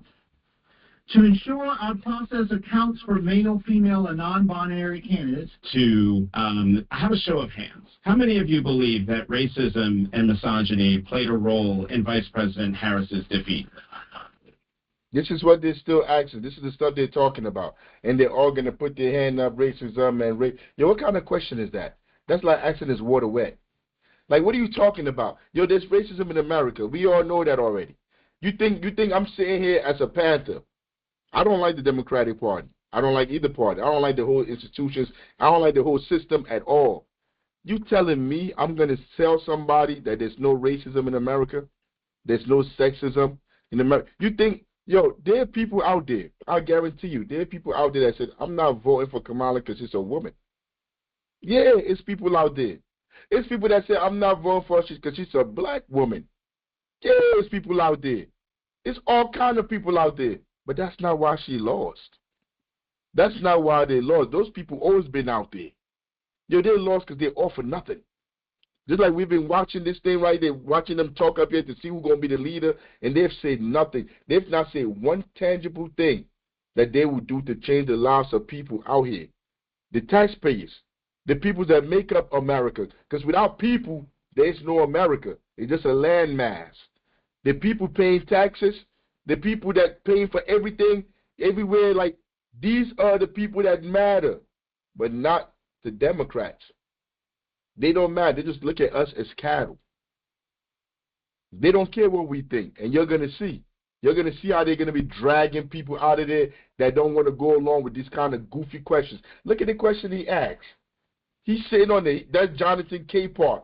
Yeah, that's his name. He's been on MSNBC, been on all this media, whatever. He's supposed to know politics. That's supposed to be a political guy right there. And the question he asked them is, which one of y'all think that race and what? Come on, bro. Come on, bro. You got people even in the audience putting their hand up. They all putting their hand up. They're all in the same camp, man. They're all in the same team, and we're not on that team with them. We're not on that team with them. Chairman Africa, I have a question to ask you, if I may. That's good. You all pass. Oh, go ahead, Basil. Okay. When you say something, I thought it was the video. So I'm like, who was that speaking in the audio? I don't remember that last time I heard it. But no, go ahead. What'd you say, Basil? I'm sorry. The question for you is this, Chairman. You just stated that you believe that Kamala Harris didn't lose because she was a woman. I kind of beg to differ in a black woman, because I think to me, my only goal was to defeat Trump, to not have him come in there. And I think if they had ran any white male Democratic candidate over her, he would have won over Trump. I think I did some studies. 6 million people did not come out to vote for Kamala, that came out to vote for Joe Biden. So those 6 million people is what happened with respect to her not winning as well. But I think the fact is that No. Let's stay there, right? Let's stay there. Let's say those 6 million people. How many of those 6 million? Do you think the majority of those 6 million people say, "Nah, we staying home because she's a woman"? Or you think they said, "Nah, we stay home because of genocide, we stay home because of unemployment, because we can't afford food"? Like, what do you think the majority of those 6 million people just stay home just because she's a woman? I think it's a combination. But let's look at Hillary Clinton. Why didn't Hillary Clinton beat Trump? I mean, she was a woman too. No, you're right. No, but I'm saying, Hillary got baggage from like the 90s. Like, everybody hate Hillary. I think white people hate Hillary more than they hate black people. No, keeping it a buck. I think white Republicans, keeping it a buck with you, white people, I think they hate Hillary Clinton because to them, she just like them, but she spout these democratic ideals that make her look so phony. And they know she's phony. But these people hate Hillary Clinton. And if you ask me, real talk, gun to my head, did Biden beat Trump? I think they cheated Trump in that election. I don't think Biden won. Nobody liked Biden. Biden was losing everything. He was from the convention all the way up to where were they? I think South Carolina. He was getting roasted until the DNC and everybody coalesced around him to get him to find the votes, whatever, for him to win. But I don't think Biden would have beat Trump either. I don't even think he beat him. I mean, it's like, from a genocide to the economy, I think black people would have voted. Those black Democrats would have went out and voted for her if she didn't have that much baggage. If she had a month, what was it, a month and a half that they had to run for a month and a half. Yeah, it's like they didn't even have a meeting. Yeah, they didn't even have a meeting, Chairman. They just ran her just like that. But guess what? If we black women are so disrespected, the less protected, what does that say about her?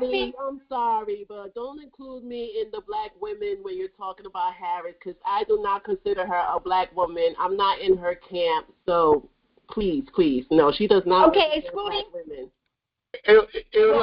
Okay, we exclude general patients, but she said she was a black woman. I'm not saying you general patients. I'm saying she said she was a black woman, correct? No, she said, not her being black. I'm saying black not in her skin color.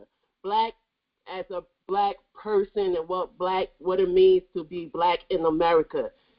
To me, she does not represent anything about black people. Not because she's Indian or because she's black or Jamaican. It's not about her skin tone. I'm just her humanity. That's why I don't consider her a black person. Her soul. But go ahead, Basil. What I'm saying is that sightseeing, someone white looks at her, either I or general patients, we look at her, we would think that she's a black woman just by her skin tone, okay? But what I'm saying is if black women are the least respected here in America, we're least protected in the minds of all, why would you even think? I didn't drink the Kool-Aid because I knew Kamala was not going to win. People got on me so bad, all this. I said, no, if Hillary didn't win, and if Hillary didn't win against Trump, what makes you think she's going to win against Trump? She only had a month and a half to run. They didn't even have election, okay? They just lifted her up. And I'm like, where did they get her? I believe sincerely in my heart, if they would have ran a male against Trump, he would have won. Because it was like, what the hell did we do? I know genocide was a part of the problem, but I too do believe that America is not ready for a woman president. That's all. I rest my case. I could dig it. Yo, let me. How do I even phrase that? America dumb as hell, man. America dumb as hell. Yo, they got George Bush, man. Yo, and you know what? Yo, and they even got me with Obama. I ain't even gonna front. Yo, they got me with Obama, man. Yes. So it's like, yo, America, like I said, from when we start going to school, we're socialized to believe in these people. Like, even look at this, man. Like, every time I see these people, I'm like, they cannot live around black people. There's no way you're going outside with a hairline like this. Like, who your barber? Like, keep it in the buck. Like, these people, you could just look at them and you could just tell. Maybe it's me, but I could just look at them. I'm looking at Jonathan Capehart. Fixation with hairlines. You have a fixation with hairlines, don't you? Because listen, like, I went to school. I grew up in the hood my whole life. Yo, you're not going nowhere with a hairline like that, man. Yo, even now at this age, yo, you go outside like this, you be around my mans and them, be around people, they're not gonna let you get away with this. And all I'm seeing is their hairline, because I'm seeing their head. I'm not seeing their whole body. But every single one of them you go to, like this is clear evidence. And you telling me you won't say nothing about this Basil? If he came to your house looking like this, you won't say nothing? I'm 100% agree with you. No, you're right. He should just cut it all off. I agree. Yo, what are you doing? Well, listen to this guy, man. Thank you. I wanted to take a look back to the last election cycle. You do not, pardon me. Thank you all so much. We appreciate you do not. You see that right there? I wanted to bring that back. See, like, because they're tired in the crowd. There's some people in the crowd there that actually believe these people up here on the stage are going to ask questions that they care about. I used to be one of those people.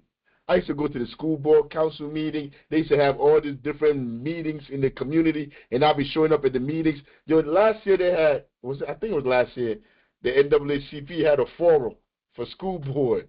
So we go there thinking we're going to be able to ask questions. So, like, last year, I thought I was one of them people in the crowd. Yo, when you get there, you find out right away they're not taking no questions for the people in the community. These people are there to be on the school board of the community that you live in, that you have your children going to school in. But these people on the panel, like Simone, they're not here to take questions from you. They got their own questions in their pamphlets and their little books that come from the people that's funding them to be there. Because they're not there for free. You see that big logo in the background? MSNBC? All three of them work for MSNBC. It's a corporation. A corporation that's entangled with weapons company, oil company, all kind of stuff. Yo, they got their own agenda. And those people in the crowd thinking like these people are up there speaking for them. She's telling them right now, no, nobody care about your question. Like, they're so frustrated, like, they just want them to Jen Psaki, that's her name. I think she used to be a Republican. That's her name. Now, these people are sitting up there and they're asking questions for people in our community. Like, it just makes no sense at all. But thank you all so much. We appreciate, we appreciate your enthusiasm. You see the police? They got the queue. You see how the police are coming through? They're coming through. What's it called? 1984. Look, they're coming through. They're coming through to drag them out. Come on, we're going to drag them out. And this is what you set yourself up for. I mean, like, they do all of this to bully you so people won't say nothing. People won't ask no question. And then they act like they're having a forum for people to come in there, a town hall meeting, for people to come in there and express their opinion and hold these people that are on the stage accountable. That's not what this is. That's not what's going on here. Look at the police. Go drag her out. Go ahead. Go drag that woman out. Yeah, and we have a number of questions. Look at Carl Winslow in the back. Look at Carl Winslow in the back. All of them. All of them going in to go drag them. If you're willing to stay silent, we would love to have you stay. If you're willing to stay silent, we're willing to have you stay. That should be what the Democratic Party motto is. If you're willing to stay silent, we're willing to let you stay. I mean, but after a while, if you're a revolutionary, you're an activist, you're really fighting for a cause, you ain't beef for that. You're not just willing to sit there silently and listen to them. But we have a number of questions that we're going to ask. And please, you also know what no one has seen our questions on the stage. Give us an opportunity to get the questions from these candidates and the answers that we all know you want. I see my Sunrise family over here. Give us an opportunity to ask the questions, please. Thank you. Oh, they would have had to drag me out. You see how that sister just walking? You see how she just walking out? Yo, we going to make a scene. Yo, I'm going to get my money's worth. We going to make a scene. And if you don't know me, you really don't understand. Yo, that whole place is going to be shook up by the time they get me out of there. We going to make a scene. They got to come in there, drag everybody got to come in there. We going to have a conversation for like 30 minutes before we even go anywhere. And then after they take you out, Chairman, there's going to be another one of us that they got to take out. A whole nother scene. Another scene. They would never got a chance to ask any questions. I see my Sunrise family over here. Give us an opportunity to ask the questions, please. Thank you. As I was saying. As I was saying, and you listen to the people in the crowd clapping for moving on. Look at Johnson K. Paul. Look at that smile. Like they feel like they're so tough because they're up there with that platform. You know, the people could just easily pull that chair right from under them. Because without nobody there, they're just talking to themselves, and it just looks bad. Look at the look she made. That's black girl power right there. She feel like she has so much power right now. Like she really did something, but they got something for her. You know, I'm sorry. Everyone, please. We cannot. I'm going to ask if the audience would please give us an opportunity to ask the questions. And if you are not going to give us an opportunity to ask the questions, we are going. There go your boy again. Look at him. They keep setting him out there. I know he probably mad as hell. Oh, they got Tamika out there now too. The questions. Where's she at? If you are not going to give us an opportunity to ask the questions, we are going to simply ask you to. They had a meeting. They got to be inclusive. We need a woman up there. We need a black woman up there to come do the grabbing too. So now that's what when they say inclusiveness, that's what they mean by inclusiveness. To leave. We will not be able to get through this evening. We will not be able to get through this evening if you all continue to interrupt. And we are running out. See, that's a young black man right there. Now they're coming in. Now the white man ain't going to touch him. The black woman is going to remove him. This is what they mean by inclusiveness. When they talk about inclusiveness, she going to put her hands on him and she going to remove him. But not like me. You're going to have to earn that money you're making today. We're going to be back there for a while. For a while, we're going to be back there. You're going to have to go get the taser, the guns, and all of that. They're leaving out too easy. They're making it too easy for them. For them. Again. They go bald head. Please, stand up and do it right now. I want to give you your opportunity. But they feel like that's a clapback. Anybody want to stand up and disrupt? That's the only way the people going to get their voice out. And then the other people in the room that are in her class, because these are not the masses of the people. The masses of the people are not even in these rooms. Those people that they're kicking out is the ones that's realizing like the Democratic Party is dead.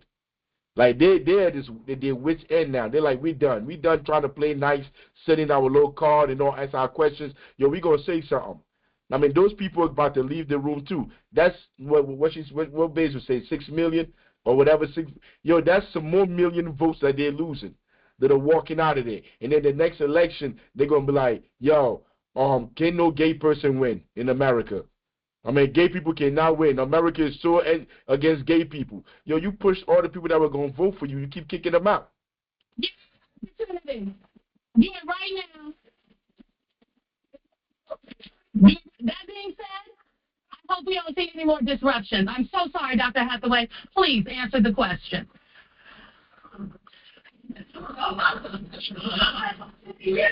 Can everyone hear me? Thank you, Ms. Fayez. Specifically about something that came up. We're going to continue to go forward. I want to ask specifically about something that came up during the election, and I will direct this question to you, Governor O'Malley, and to you, Mr. Martin. We're going to continue to go forward.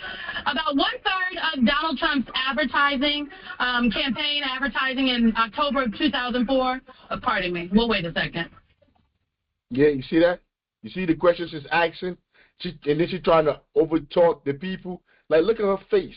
Look at the condensation on her face against the people in the crowd that are there trying to fight for their rights, for their democracy. Look at her face. The disdain that she has for those people. Like, she probably went home like this. I can't stand these people, these savages. I mean, all the stuff we try to do for them. Yo, she worked under the Biden administration. She one of the people that was lying saying Biden was good. Boy, it looked like he's straight senile. He probably dead already. They ain't tell us. But she was there lying. She jumped from Bernie Sanders' campaign because I don't understand. Well, Bernie Sanders is a neoliberal too. I was about to say Bernie Sanders is a socialist, but it's not. They're all frauds. That's why they can jump from party to party because they have no ideology or philosophy that they believe in. But look at her. Look how she's looking at the disdain in her face, yo, for the people in there. And she thinking like she could shut the people down. You can't quiet the people down. I mean, that's why the Democrats are going to continue to lose and lose and lose. They're not winning nothing. Republicans don't need to worry about these people no more. They're going to kill themselves. And I'm telling you now, you know what? I'm going to come out and say it now. The Democratic Party is dead. They're dead. Yo, I don't envision any way in which they come back. Because the only way for them to come back is to go against the donor class that's funding them, that's paying this muscle head right here to be able to sit up there and think she's somebody, think she's better than the people in that crowd. I mean, until they get rid of those people, they're not going to win anything, and they're not getting rid of them. Because if they get rid of them, then they're not getting their money. Like, it doesn't work that way. All these people are frauds. All these people are paid for, bought for. The only people that could fight back against these Republicans are people that they don't own, people that are free to say what they want to say. They're not free. She's not free. She's only there to repeat what the talking points that those corporations told her to repeat, that MSNBC told her to repeat.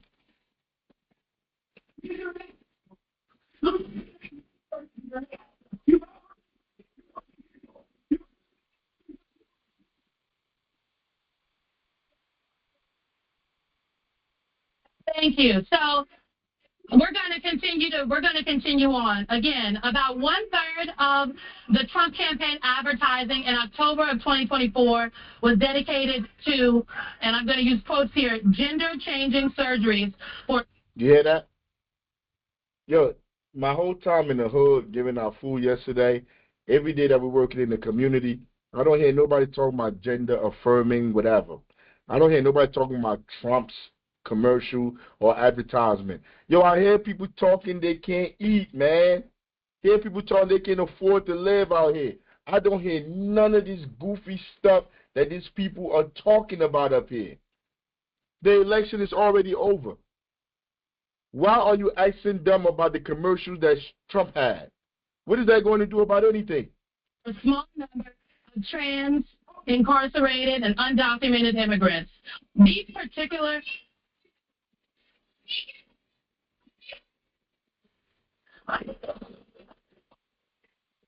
Does she look mad as hell? Look at her. She looked more upset than the people that are living outside. Look at her with her blush and her makeup on and everything. Got the eyeliner on, like all the what was it, eyelashes, all that savage stock behavior. Look at it. That's what you got up there. That's what you got up there, bro. And look at her. Look at the hatred she has for the people right now. How dare they speak to me? These are the people that are saying or speaking for us. She don't speak for me. She don't speak for nobody in our community. In the same way how these people are dealing with them on this stage, this is how the people should be dealing with them whenever they come into our communities. But you got to educate the people. If you don't educate the people, they don't know. They don't know they don't know how savage these people are. Real talk. She's a disgrace. John Henry Clark would say, like, she's a disgrace to the skin that she wear, because they just wear our skin. They just wear our skin. Nothing about her is African. Nothing about her is black. She's not pro-us at all. Like, you could just see through her. All I see is disdain for the people when I see her. Like, imagine her somewhere. She's somewhere in North, and we go to the event, and we say, like, we tired of all these people being homeless, living on the street. That's the same look she will give us. Like, don't nobody want to hear about that. Let's talk about something else. Let's talk about something more uplifting. Let's talk about pit in the street, talk about some Black Lives Matter. Like, that's the type of stuff that she'll offer to the community.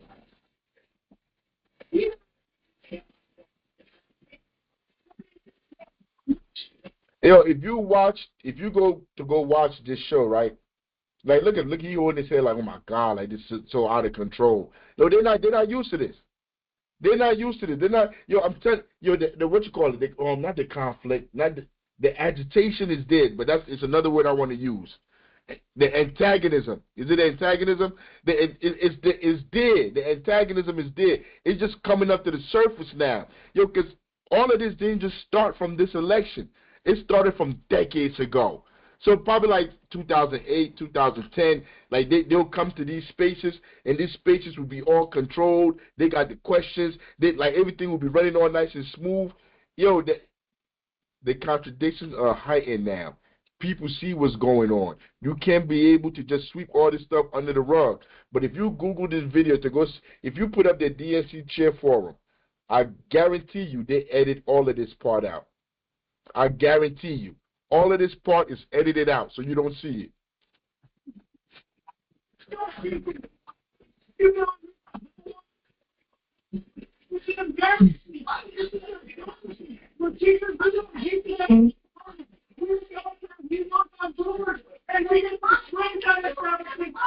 think it's important to say here. Hey, they had the lady down there that was doing the little hand thing. She was stuck.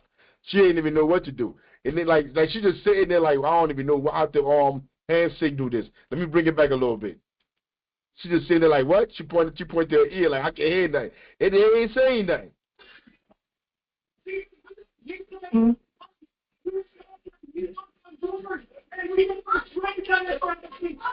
think it's important. Yo, you heard what that teacher said? They say, I'm a teacher. We've been knocking on doors, and we've been betrayed by the establishment. That's what that person was saying in the background. We're teachers. We've been knocking on doors to get you people elected, and we've been betrayed by the establishment. Why he laughing?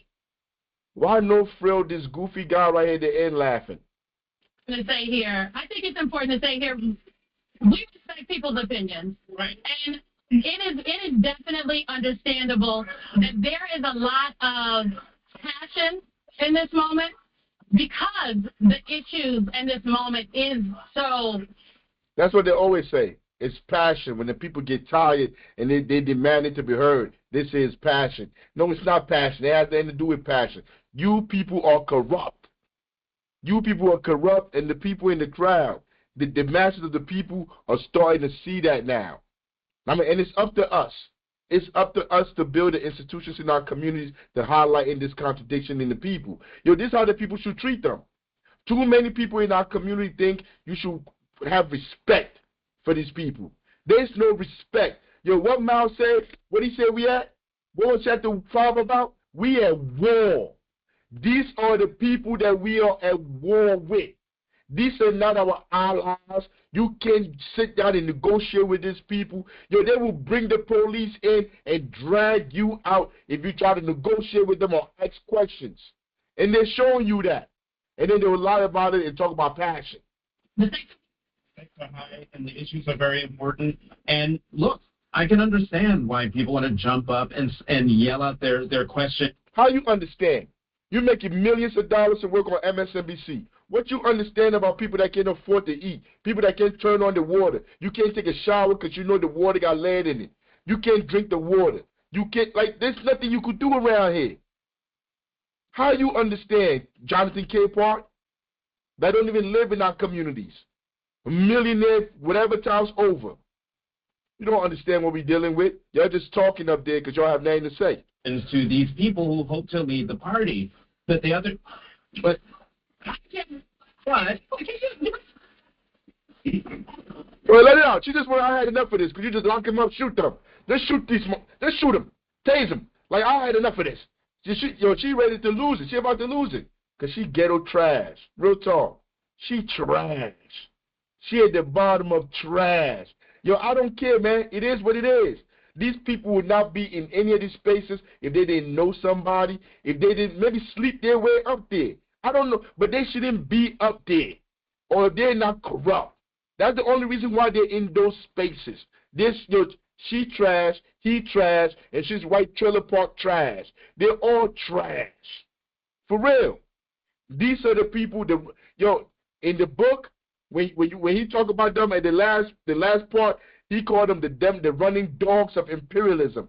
These are the people he's talking to. Man, look, man, let me go back, man, because maybe y'all forgot what he said. Let's go back. The running dogs of imperialism. That's dumb. Just because we have won victory, we must never relax our vigilance against the frenzied plots for revenge by the imperialists and their running dogs. Whoever relaxes... Yo, how perfect did I find that? How perfect? Yo, ain't no time up here. I just went right to it. Huh? The imperialists and their running dogs. So, like... Just because we have won victory, we must never relax our vigilance against the frenzied plots for revenge by the imperialists and their running dogs. Those are the running dogs. If you don't know, I'm letting you know now. Those are the people he's talking about. The imperialists and the people that they have working for them. They're running dogs. That's dumb.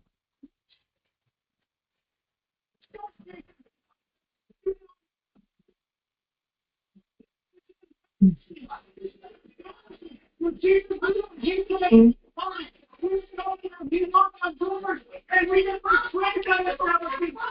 think it's important to say here.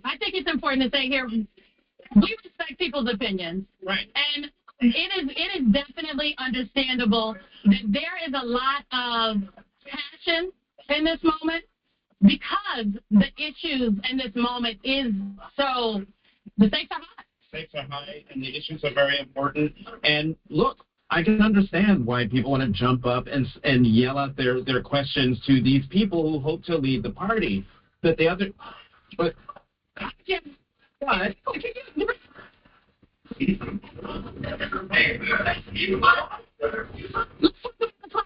Okay, hello. Let's get to the climate emergency. Jim Psaki, excuse me. We're gonna skip ahead. Jim Psaki's gonna ask about the climate. We're gonna go to climate. Let's go. Give us a moment. Thank you. Okay. Thank you all so much. We really appreciate you all being here. I just want to restate. We want to hear your opinions. We're just asking the questions so you can all hear from these candidates and people at home can hear. Okay, let me start by asking a question more formally that someone asked.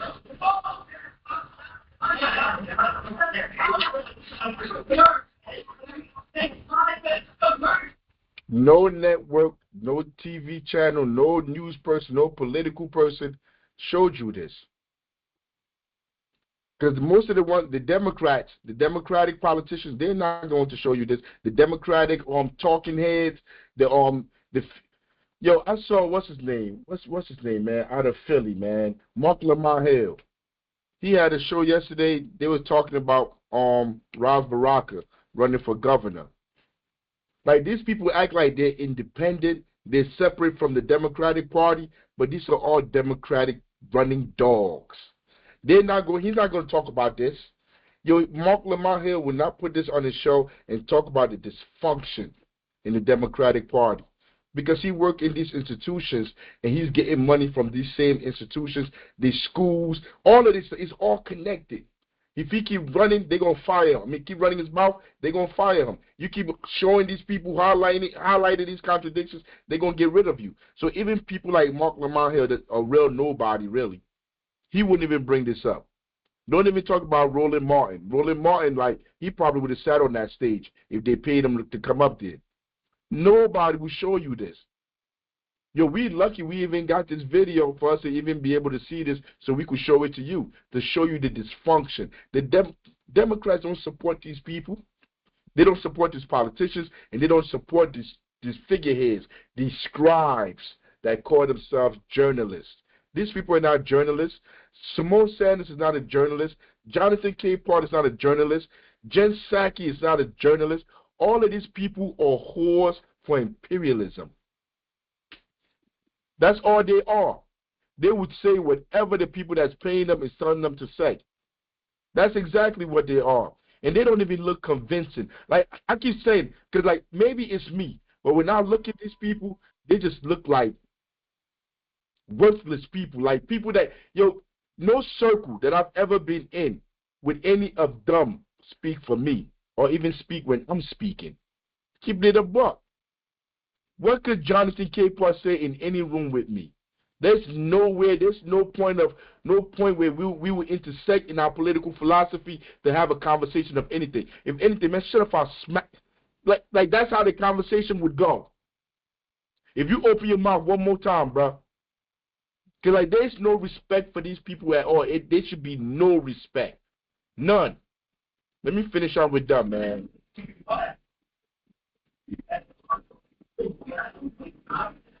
Thank you all. Obviously, fundraising, as you all know, is a big part of the role of the Democratic National Party's chair. Fundraising. Now they're about to cut over to begging billionaires and millionaires for money for them to say they're fighting for the people. The people are right there. They don't even mess with you. So you think they're getting their money from the people? Wrong. But like I'm saying, these contradictions are coming to a head. I mean, people can easily look now and just see that the entire system, that everything is corrupt. Check this story out. Check this next story out. Not this one. Right here. Look at this guy right here. See what I'm talking about? If you can't see right now, if you're listening on the radio, Eric Adams on the screen right now. I'm telling you, man. I want to say what he looked like to me right now on TV. I want to say it, man. Like a damn baboon. That's what he's like. He's like a big baboon. And that's exactly what he is, man. A big ape. That's what he is. A ape. A clown. A buffoon. The Democratic Party tried to take him down. Now he's going to the Republican Party to try to save him. But this dude been a fraud his whole life. You know what he was doing before this? You know what he started his career out as? As a pig. That's what he started out as, a cop, harassing people in New York. All that stop and frisk, all of that stuff that happened, he was there for all of that. You think about the 80s, you think about everything that they did to people in New York, Abner Louima, all of these, he was there for all of that, man. Damn, man, he brought stop and frisk back, but they call it something different, but he brought that back. Brought it back. But when you listen to this man, he sit around and tell you how much he loved black people. He would have the whole choir singing in there, have everything, talking about everything he's doing is for about people, for the people, when you could just tell that he a fraud. I'm going to let the story speak for itself, because I'm not even going to say nothing. Good evening from New York. I'm Chris Hayes. We are right now in the midst of the biggest scandal of the Department of Justice since Watergate in the 1970s. So far, 7 prosecutors have quit the DOJ in protest of Trump's corrupt deal with New York City's Democratic Mayor Eric Adams. in what can really best be described as a blatant quid pro quo. The charges in Mayor Adams' federal bribery case have been conditionally dropped for now in exchange for his full cooperation with Trump's plans for immigration enforcement and mass deportation in New York City. So you heard what they said. For him to cooperate with them to come in there and deport people, go into schools, go into businesses, go into homes, for the federal government, for ICE to come in there and do whatever they want to do. He made a deal with them like, yo, y'all got to take these charges away, man. Y'all got to take these charges away. This is the mayor. This is the mayor, and this is the attorney general with the biggest courts in the country, all these places that believe in rule of law. That's what they always spout out of their mouth, rule of law. And he just cut a deal. As long as you come in here and you come get these immigrants that nobody care about. I don't care about these immigrants. Nobody care about them. They in here, he said, I think he said the Constitution don't apply to the immigrants. You could come in here and drag them out of here. It doesn't matter. As long as you take those charges off me, those corruption charges off me. You think the people don't see this? You think the people are not witnessing what is going on and they're seeing the contradictions in what's going on? Yo, I know how many of my men are in prison right now. Shit, I almost forgot. I got to send my man $100. I'm supposed to send my man $100. Remember he called General Secretary? Yeah, I remember. Yeah, he called last Sunday. I was supposed to send him $100 on Friday. All our friends, everybody that we know, ourselves that went through that system, we had to stand there and watch these people take your life away, send you away to jail for years. And then you get to sit here now and you watch this politician cut deals not to go to jail. Biden pardoned everybody. He pardoned everybody in his family going back to 2014, 12, whatever. They pardoned everybody. All the people that's in corrupt businesses with them, stealing money, they pardoned everybody.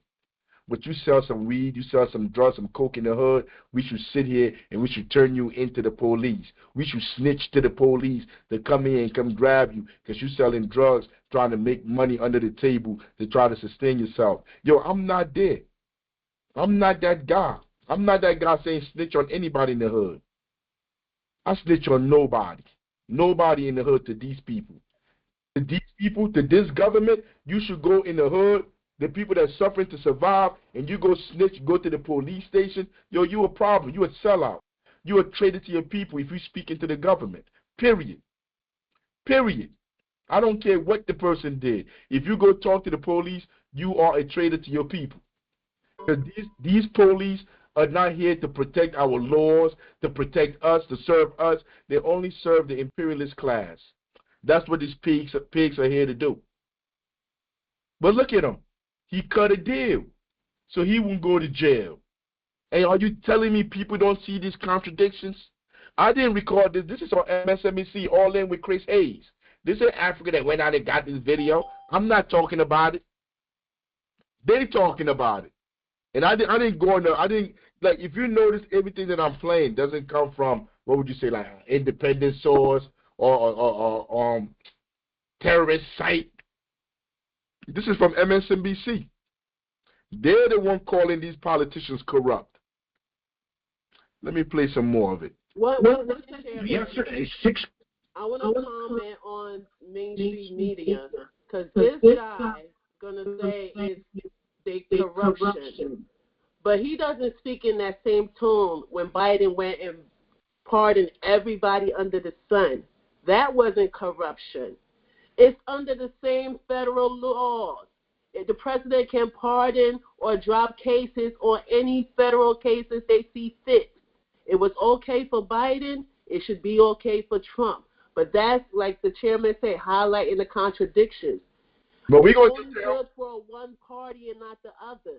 So how can you belong to a Republican or a Democratic Party if both of them don't even follow their own constitutional laws, but expect the people to do so? And then you get on the people when they're breaking the law? Yeah, like the chairman, I'm not off that. Yo, he's a Democrat. Chris Hayes is a Democrat. The mayor is a Democrat. Yo, and like, They're splitting amongst themselves. They're beefing amongst themselves. And like Trump is coming in playing real politics, and Trump is gonna bail him out. So for the next 4 years, he gonna do what Trump's saying. Cause like just cause you're taking that case away, that don't mean it goes away. They can always bring it back. But I believe Trump and them said we're gonna wait to see what happened in the mayor's thing to see if we bring it back. That's how they're coming with them. It's real third world corrupt stuff that they're doing around here. But everybody acting like the people don't see this. The people have lost faith in this system. That's why the masses of people don't vote. They don't watch these political shows. They don't listen to none of this. They're done with the system. Career prosecutors. Hold up. Go ahead. Chairman Africa, just on my maternal instinct, if Biden's son, that was Biden's son. So I'm thinking, just being the patriarch, and that's his son, I would have pardoned my daughter or my son if I was the president. I mean, because I know that Trump wouldn't have done it. Trump would have hung him out to dry. He would have made him the poster child. So he kind of intercepted because he knew that Trump would not pardon his son. So I think that was more of a pretty much patriotic move. I mean, would you not pardon your own flesh and blood? My son wouldn't be doing crack.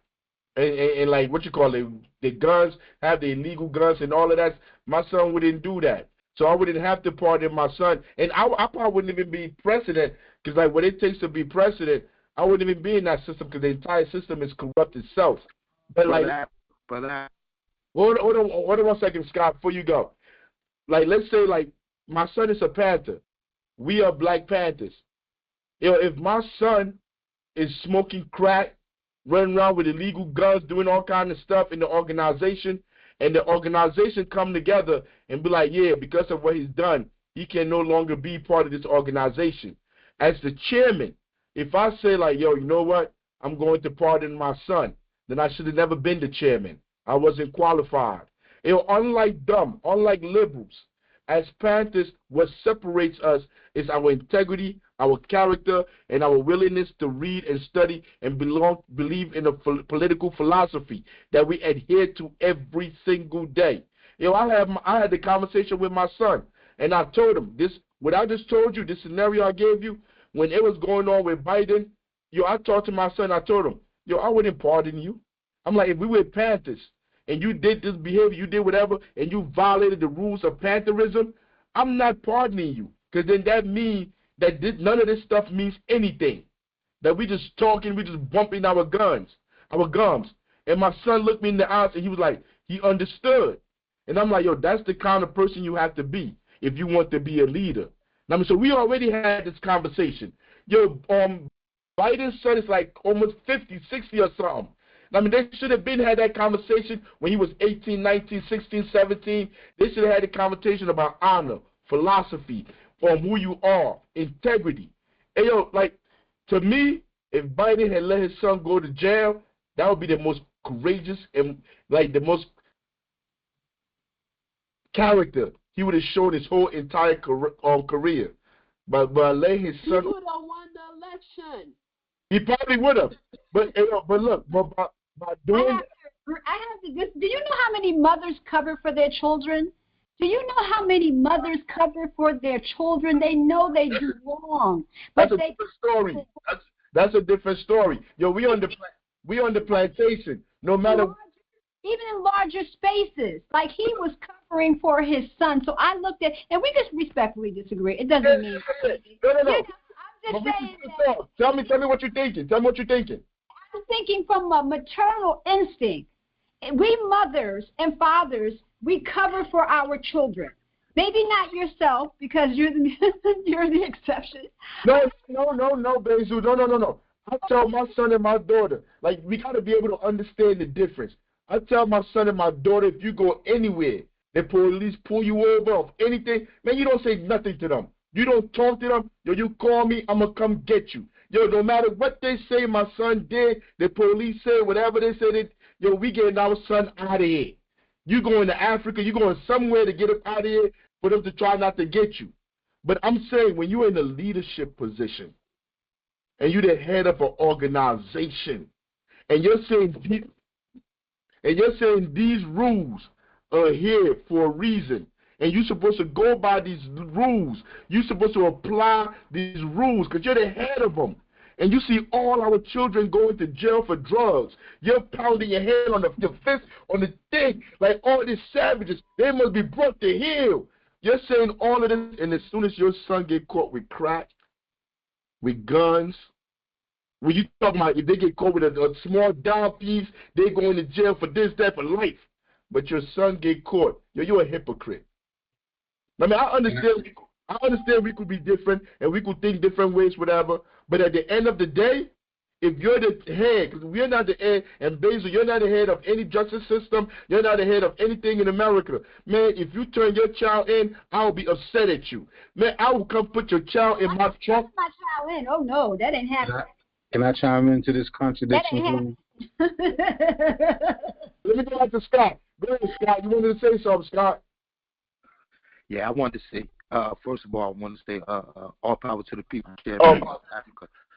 But to the sister that was speaking, I hear what you're saying. I mean, you speaking from the heart. You're saying about, the president pardoning his son. But you know how many young brothers that's in the federal penitentiary for guns got 10 years.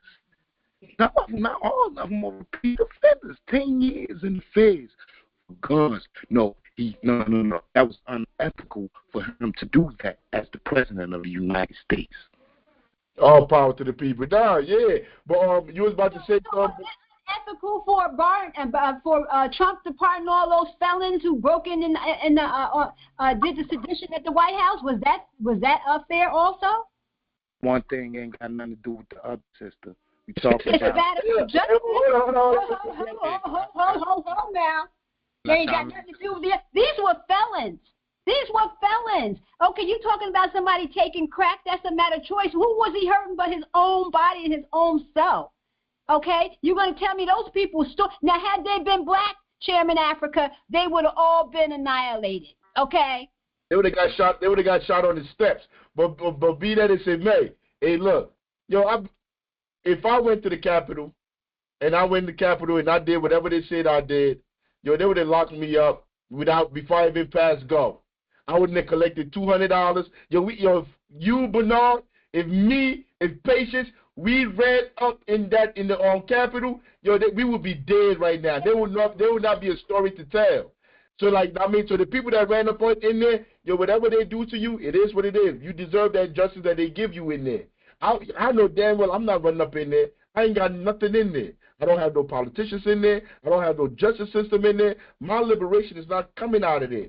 So I'm not running over there to do nothing. See, that's where I'm coming from. But be that as it may, I'm not turning my son into this government. Period. I want to chime into this. Go ahead, jump in. All right, so let me just put it like this. There is a huge difference between being reactionary reformist and being revolutionary. Let's just understand that. A revolutionary is not going to put himself in a reactionary position or reactionary reformist position, because he is not going to be able to traverse the contradictions that come with it. So he's not going to put himself in that situation. So you would never find a revolutionary calling themselves a Democrat. It's an innate contradiction. So any reactionary reformist, of course they're going to maneuver, because that's what reactionaries do. So Biden is a reactionary reformist. So he's not a revolutionary. So when that contradiction, revolutionary? You just said it didn't have anything to do with Trump is a revolutionary. Let me finish. I never said Trump was a revolutionary. But no, hold up, Bernard. Look. In this space, we're gonna give each other enough time to talk. Yeah, when you finish, Bernard, Basil, you could go right in. The point I'm making, thank you, Brother Africa. The point I'm making here is Biden faced a contradiction being a reactionary reformist. What he did was he took a shot at Trump, because that's what they did. The Democratic Party took a shot at Trump, and they missed. And anybody who understands, I built my understanding of war coming up in the hood. You know what I'm saying? So anytime somebody came and take a shot at you, and they missed, they got to go in hiding because I'm coming at you and I'm coming direct. And so, of course, when he missed on Trump, he knew in anticipating Trump's next move, especially once Trump got power, he knew that was going to be a problem. So therefore, what does he do? He reacts and he gets his son out of harm's way. But he put his son in harm's way in the first place by becoming a reactionary reformist. The fact that you even went down that avenue, you put your family in jeopardy. The fact that you even went down that avenue, you put your family in harm. Smart revolutionaries, like Mao also talked about, they know how to preserve oneself, destroy the enemy. You got to preserve yourself at all times. That means you can't put yourself in reactionary situations that will have reactionary results. All power to the people. Basil, you there, Basil? Yes, he didn't answer my question. No, but ask him again. He probably didn't hear you. He went all around the mulberry bush. That talk that they do, all this reactionary. Ask him the question again. Or he's no different than anybody. I'm a reactionary because I pardoned my son and all this other stuff. He just stated a simple thing. I asked him. He just said, "Oh, one does not have to do with the other." Then he comes out and make this speech about somebody being a reactionary. That wasn't him. That was being a revolutionary. Who is it? That wasn't him, Basil. That was Scott. This is Clark. Okay, Clark. You're not. Well, he's Bernard Clark. I'm looking at him right now. I got you guys all on the computer. He said specifically that one does not have to do with the other. Sir, did you say that? That was Scott. That was Scott. Okay, Let Scott talk. Apologies. Okay, I apologize, sir. That's okay. Nah, I said. Yeah, that was Scott. Go ahead, Scott. You want to clear that point up, Scott?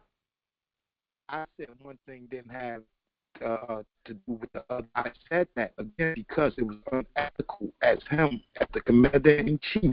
And not only did he get caught with a gun, his son, he got caught with a gun with the serial numbers, which under the law guarantees certified jail time. Why is he exempt? Hey, hold on, Scott. Scott. Hey, your audio is kind of breaking up too, yo. Hey, but look. No, but you just brought up a great point. I don't know if you can fix that audio. You said that the serial number was scratched off on the gun? Correct. Yeah, your audio is kind of choppy. That's why, but Basil, did you understand what he said? You know what? My bottom line is this.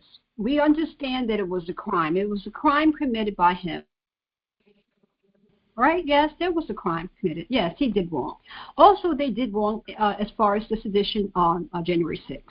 I'm saying that, a crime is a crime. All right, Biden pardoned people, Trump pardoned people. Was it right? No. But I'm saying in this instant with his son on a maternal situation, I see psychologically and maternally what he was doing. That's all I said. You're going to say one thing don't have to do with the other, but then it's like you're giving points or whatever, taking points. I'm just saying I'm not going to give my child up to the system, or like you said, never would I do that. But again, if my child had done wrong and I was in a position or whatever, I had, like I said, they're all unethical. I can just see with respect to his son only, that I can see why he did that. Now, what Trump did, none of those were were they maternal people to him? Maybe they were. I don't know. But to do that, pardon felons,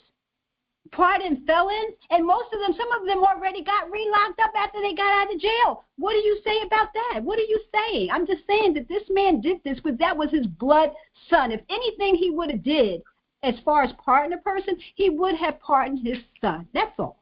He also pardoned a lot of people that were felons that weren't his family.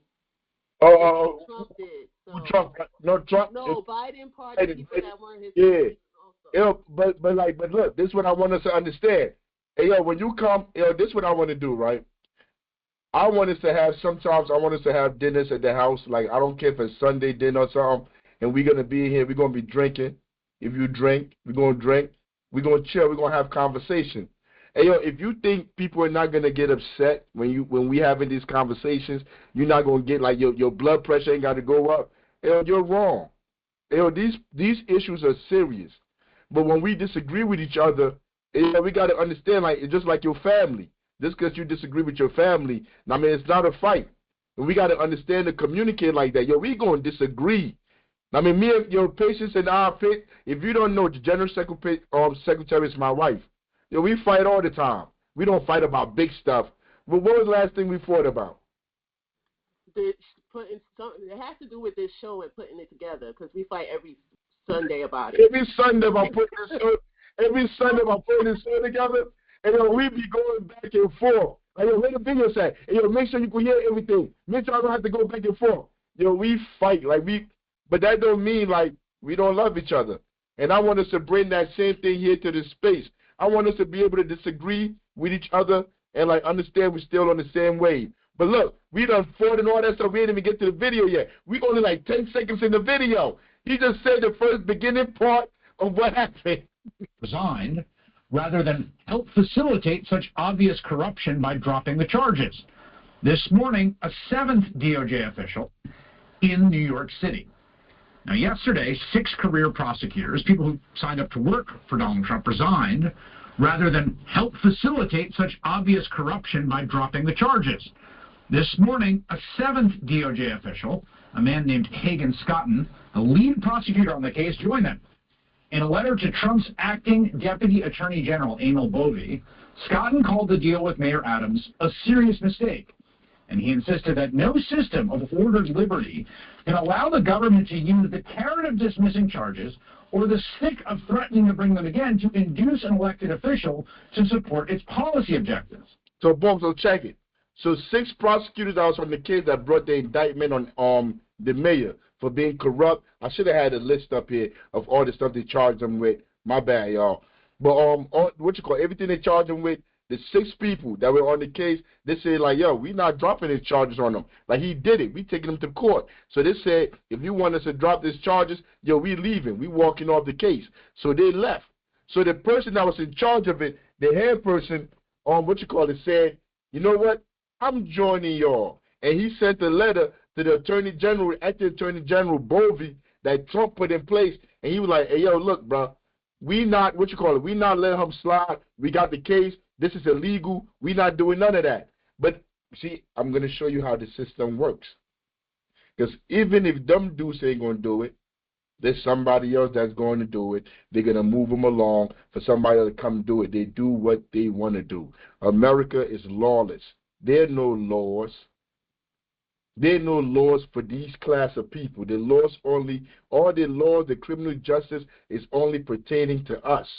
So when you ask me, if my son get caught somewhere with the police, they see a gun in the car, I'm not turning my son in. You out your rabbit mind. I'm not turning my son in. I'm not turning you in. I'm not turning my neighbor in. I'm not going to be like, what Cameron said? I'm not going to be like, in apartment 5B or 5C. I ain't off that. I'm not telling you nothing. And anybody that talks to the police is a rat. I don't care if you if you participate in the underground economy, if you talk to the police, period, you are a rat. You are a rat, and then you're a traitor to your people. Because like I told you from the beginning, we at constant war. We at war. If we at war with those people, with that system, what are you doing going to go snitch over there for? Yeah, I understand you got to work at the schools. Yeah, I understand you may even have to be a cop. You may even have to be a correctional officer. Yeah, I go with all of that. But where we draw the line is selling our people out to them. Yeah, we work on the plantation. But you don't have to go in there and go tell Master what we doing in, on the plantation. You ain't got to go tell them. What you telling them for? You think Master going to like you more when you go tell them? Because it definitely ain't going to change our condition of being on the plantation. All that snitching, all this snitching has been done forever. All this snitching, because most of the people in jail are there because of snitching. Ain't none of that changed the conditions in our community. Our community still look the same way. So I say this, stop snitching. Let's organize in our communities to change our communities. Let's organize, you and I, we organize together in the community to change our communities, build institutions in our communities. Because it's not just about talking about Adams. We're not just here to talk about, I've never met Adams. I don't care to meet them. I'm not here to talk about how we're highlighting the contradictions and what happens when they get in the criminal justice system and then when we get in the criminal justice system. We have the whole government coming after us. They could write the people, make deals with people to get themselves out, buy the best lawyers, buy the judges, buy everybody. That's the system that we're in. And we're having this whole show, and we're reading the red book. We're doing all of this to say we have to start to build institutions in our community to take care of us. We was talking about earlier about doing the flyers, the leaflets, to go give it out to people for them to understand their rights about the housing, because that's what's affecting them. We're going to have a tenant thing. We're having it. It is not the government. Non-profits ain't going to be paying for it. We're paying for it. We're going to fund it to educate our people.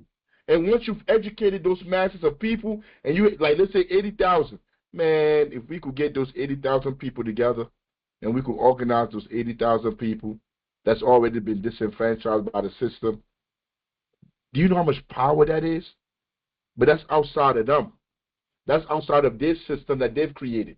That's outside the Democratic Party, the Republican Party. You got to be, everything that we do got to be outside of them. We got to have our own town meetings in Newark, New Jersey. We need a place to have our, you try to run for office, you want to be all of this, you want to be that, create a space where the people who have their own town hall meetings, where it's separate from City Hall. They don't go to City Hall no more. We talk to each other. See, I don't have the space. We don't have the space to be able to do it. And like keeping it a buck, our hands is full. We have so much stuff that we do on every day, on a daily basis, that we can tackle these other things. But we should have our own town hall meetings, our own council and school board meetings. The people, every 2 weeks, the people, we nominate our own board. That's what we're talking about here. We're talking about revolution. We're talking about building the seeds for revolution. We're not talking about going into their system to take over their system, to take over their city hall. Man, we don't want none of theirs. Let them keep their stuff. Without the people, they have nothing. I hope y'all realize that. Without the masses of the people, without those 80,000 people, your Newark is dead. Newark is dead without those 80,000 people. If all those people come together that's fighting in landlord-tenant court, if all those people come together, this whole city comes to its knees without them even going down to City Hall. So let's create our own spaces. Adding that any assistant U.S. attorney would know that our laws and traditions do not allow using the prosecutorial power to influence others.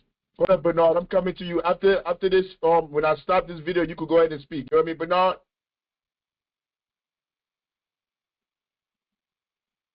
Citizens, yeah, I heard you. Elected officials in this way. If no lawyer within earshot of the president is willing to give him that advice, then I expect you will eventually find someone who is enough of a fool or enough of a coward to follow your motion. But it was never going to be me. The formal. This is Bovey. This is the guy that he's writing to, whatever. That was the head prosecutor on the case that wrote that letter to this guy Bovey, whatever, telling him like, yo, I ain't gonna do it. I'm not dropping it, but you're gonna be fine. You're gonna find somebody if you keep looking that's gonna do it, because he knows some lawyer there, somebody there want to move up, would take up the case, whatever. But go ahead. What you want to say, Bernard? I wanted to piggyback off of the the snitching thing.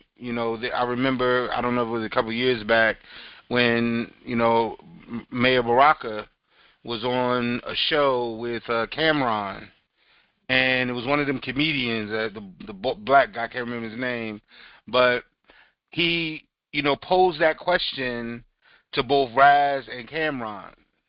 And the question was, if you're, if one of your brothers, your family member committed a crime, would you turn them into the police? And Raz said yes, he would. He literally said yes, he would turn his brother into the police.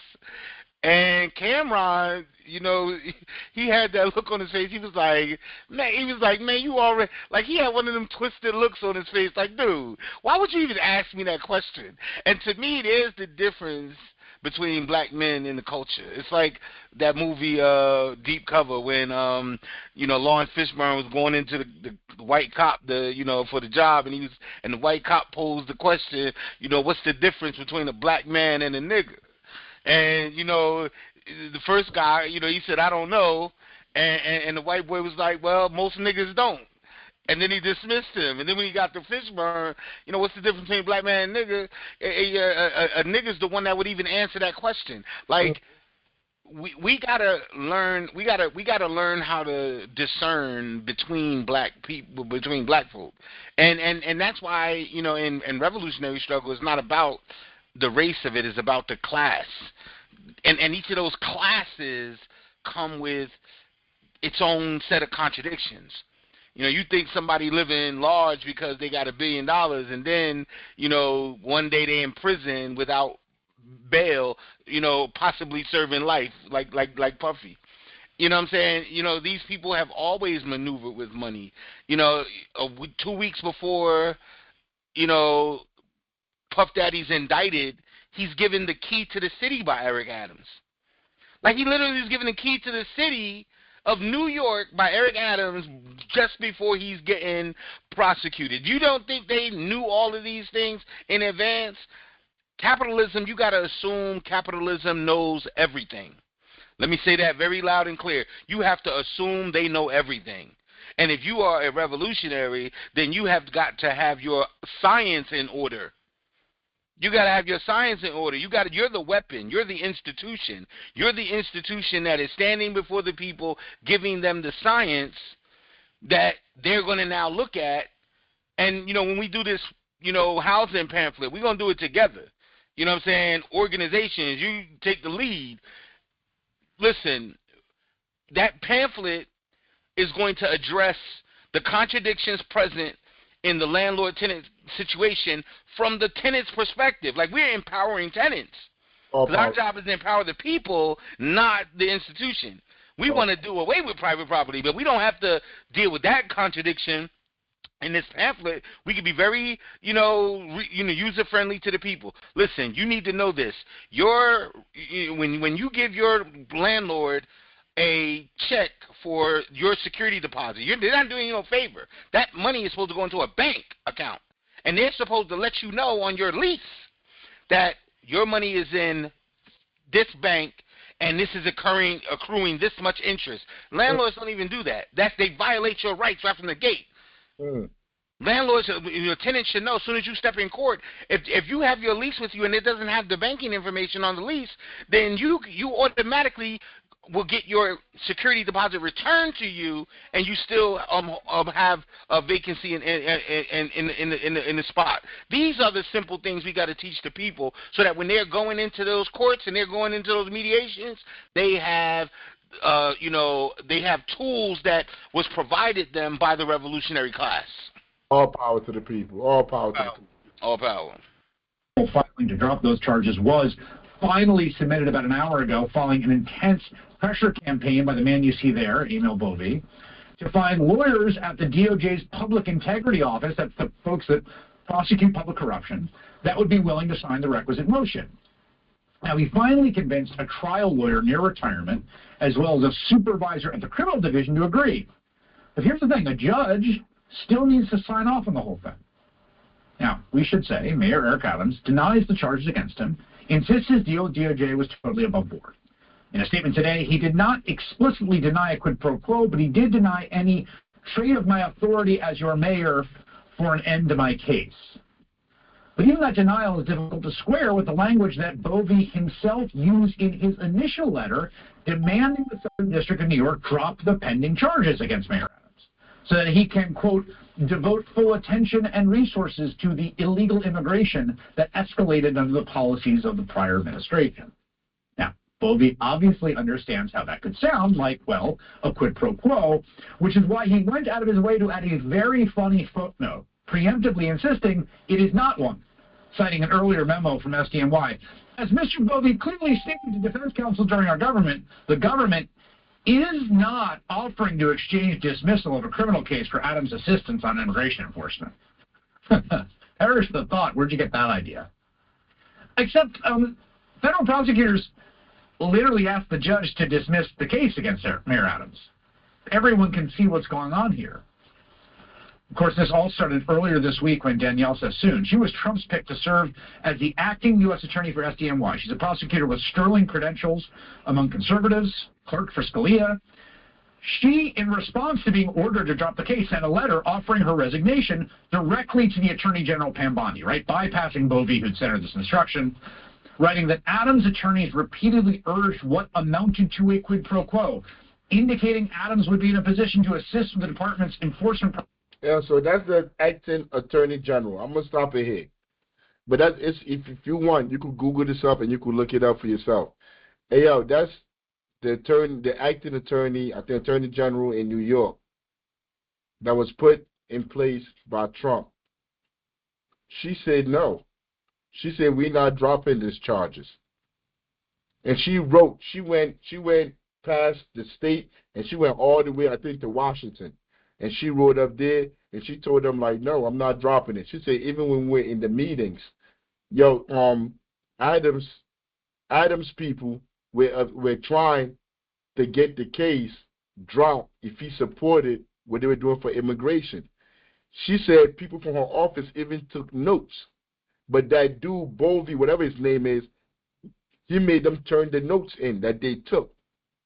He made them turn the notes in so there could be no evidence of what they talked about in that room. This is the judicial system at work. This is the judicial system that has all our families locked up. Yo, tomorrow's Monday. There's going to be people going down to court to go down and go get sentenced, for them to go down to prison. This system doesn't work for everybody. It's glaringly becoming more and more visible to everybody, which is why they're losing trust in the system. But what are we going to do? What are we going to do? What organizations do we have in place that the people can come to and learn something different and understand what is going on? Yo, that's our duty. That's what we're here to do, along with everything else that we're here to do. Yo, that's part of it, of highlighting these contradictions, of showing people these contradictions, for them to see for themselves. Like, we're not just making this up. This is the mayor of New York. We're in New Jersey. He right over the bridge. New York right now, going through this right now. And they're showing you that depending on who you know, depending on how much money you have, the law don't apply to you. Go ahead, General Secretary. And don't be surprised if you see your mayor in that same position. I wouldn't be surprised. I'm waiting for it. I'm surprised it hasn't happened already.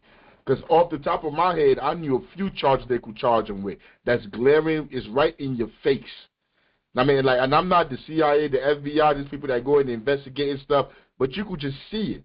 You could just see this landlords, the slumlords coming in. Yo, they're getting 50, 60 years abatements. What are you getting this abatements for? And then you could see, like, they're sending money right to the politicians that's giving them these properties and these abatements. All these organizations that they have in the city that are their own organizations. Yo, what's her name? What's her name? The lady right now, the mayor for out there where she's in Chicago somewhere. What's her name? The former mayor of Chicago? No. What's her name? The former mayor did the investigation for what. She's from oh my God, Mayor Tiffany Henyard, the super mayor. Yeah, Tiffany Henyard. Yeah, Tiffany Henyard. Yo, they were talking about all the stuff that they were charging her with, and one of the stuff they're charging her with was she was using the money from the government to fund organizations that were going to go work on her re-election campaign. Like how you telling me the mayor's not doing that with all this organization, this street organization that he's funding with the federal government money? Yo, one way or the other, they're going to grab that boy. When they get tired of him, they're going to grab him. They're going to come get him. I mean, but yeah, that's the show for today. Wait, one more comment. One more thing. Go ahead, babe. I'm going to speak after Okay, I want to answer a question. Someone asked a question in the chat. Whatever happened to the lady who sent that letter to Maria? Let me tell you what happened.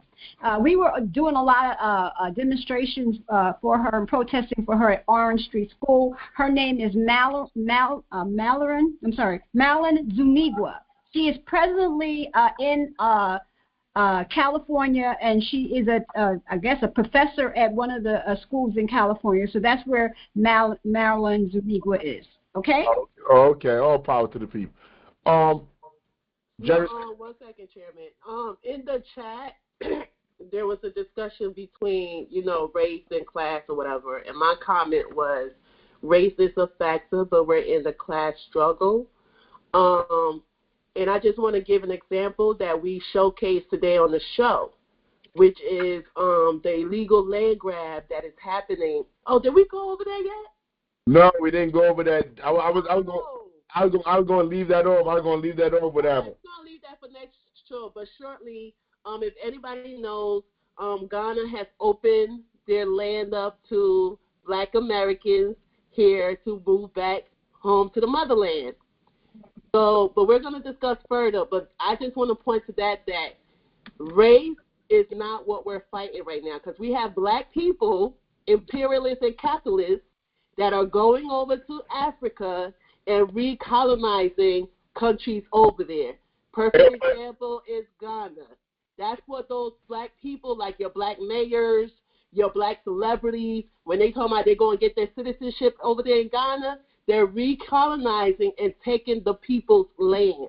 Let me play. I'm going to play. So that's it for today's show. Let me play this real quick, the video to go out. I'm going to play a few minutes of it. Who's going to play this today? But let me play a few minutes. We're going to get back to it next week. Today, State of the World. Is it a return to a motherland or an illegal land transfer? Depends on who you ask. Thanks for listening to State of the World from NPR. We bring you the day's most vital international stories up close where they're happening. I'm Greg Dixon. Back in 2019, the West African country of Ghana launched a campaign to welcome Black people from around the world back to the continent of their ancestors. As part of the effort, Ghana created settlements offering free land to the returning African diaspora so they can build homes and businesses.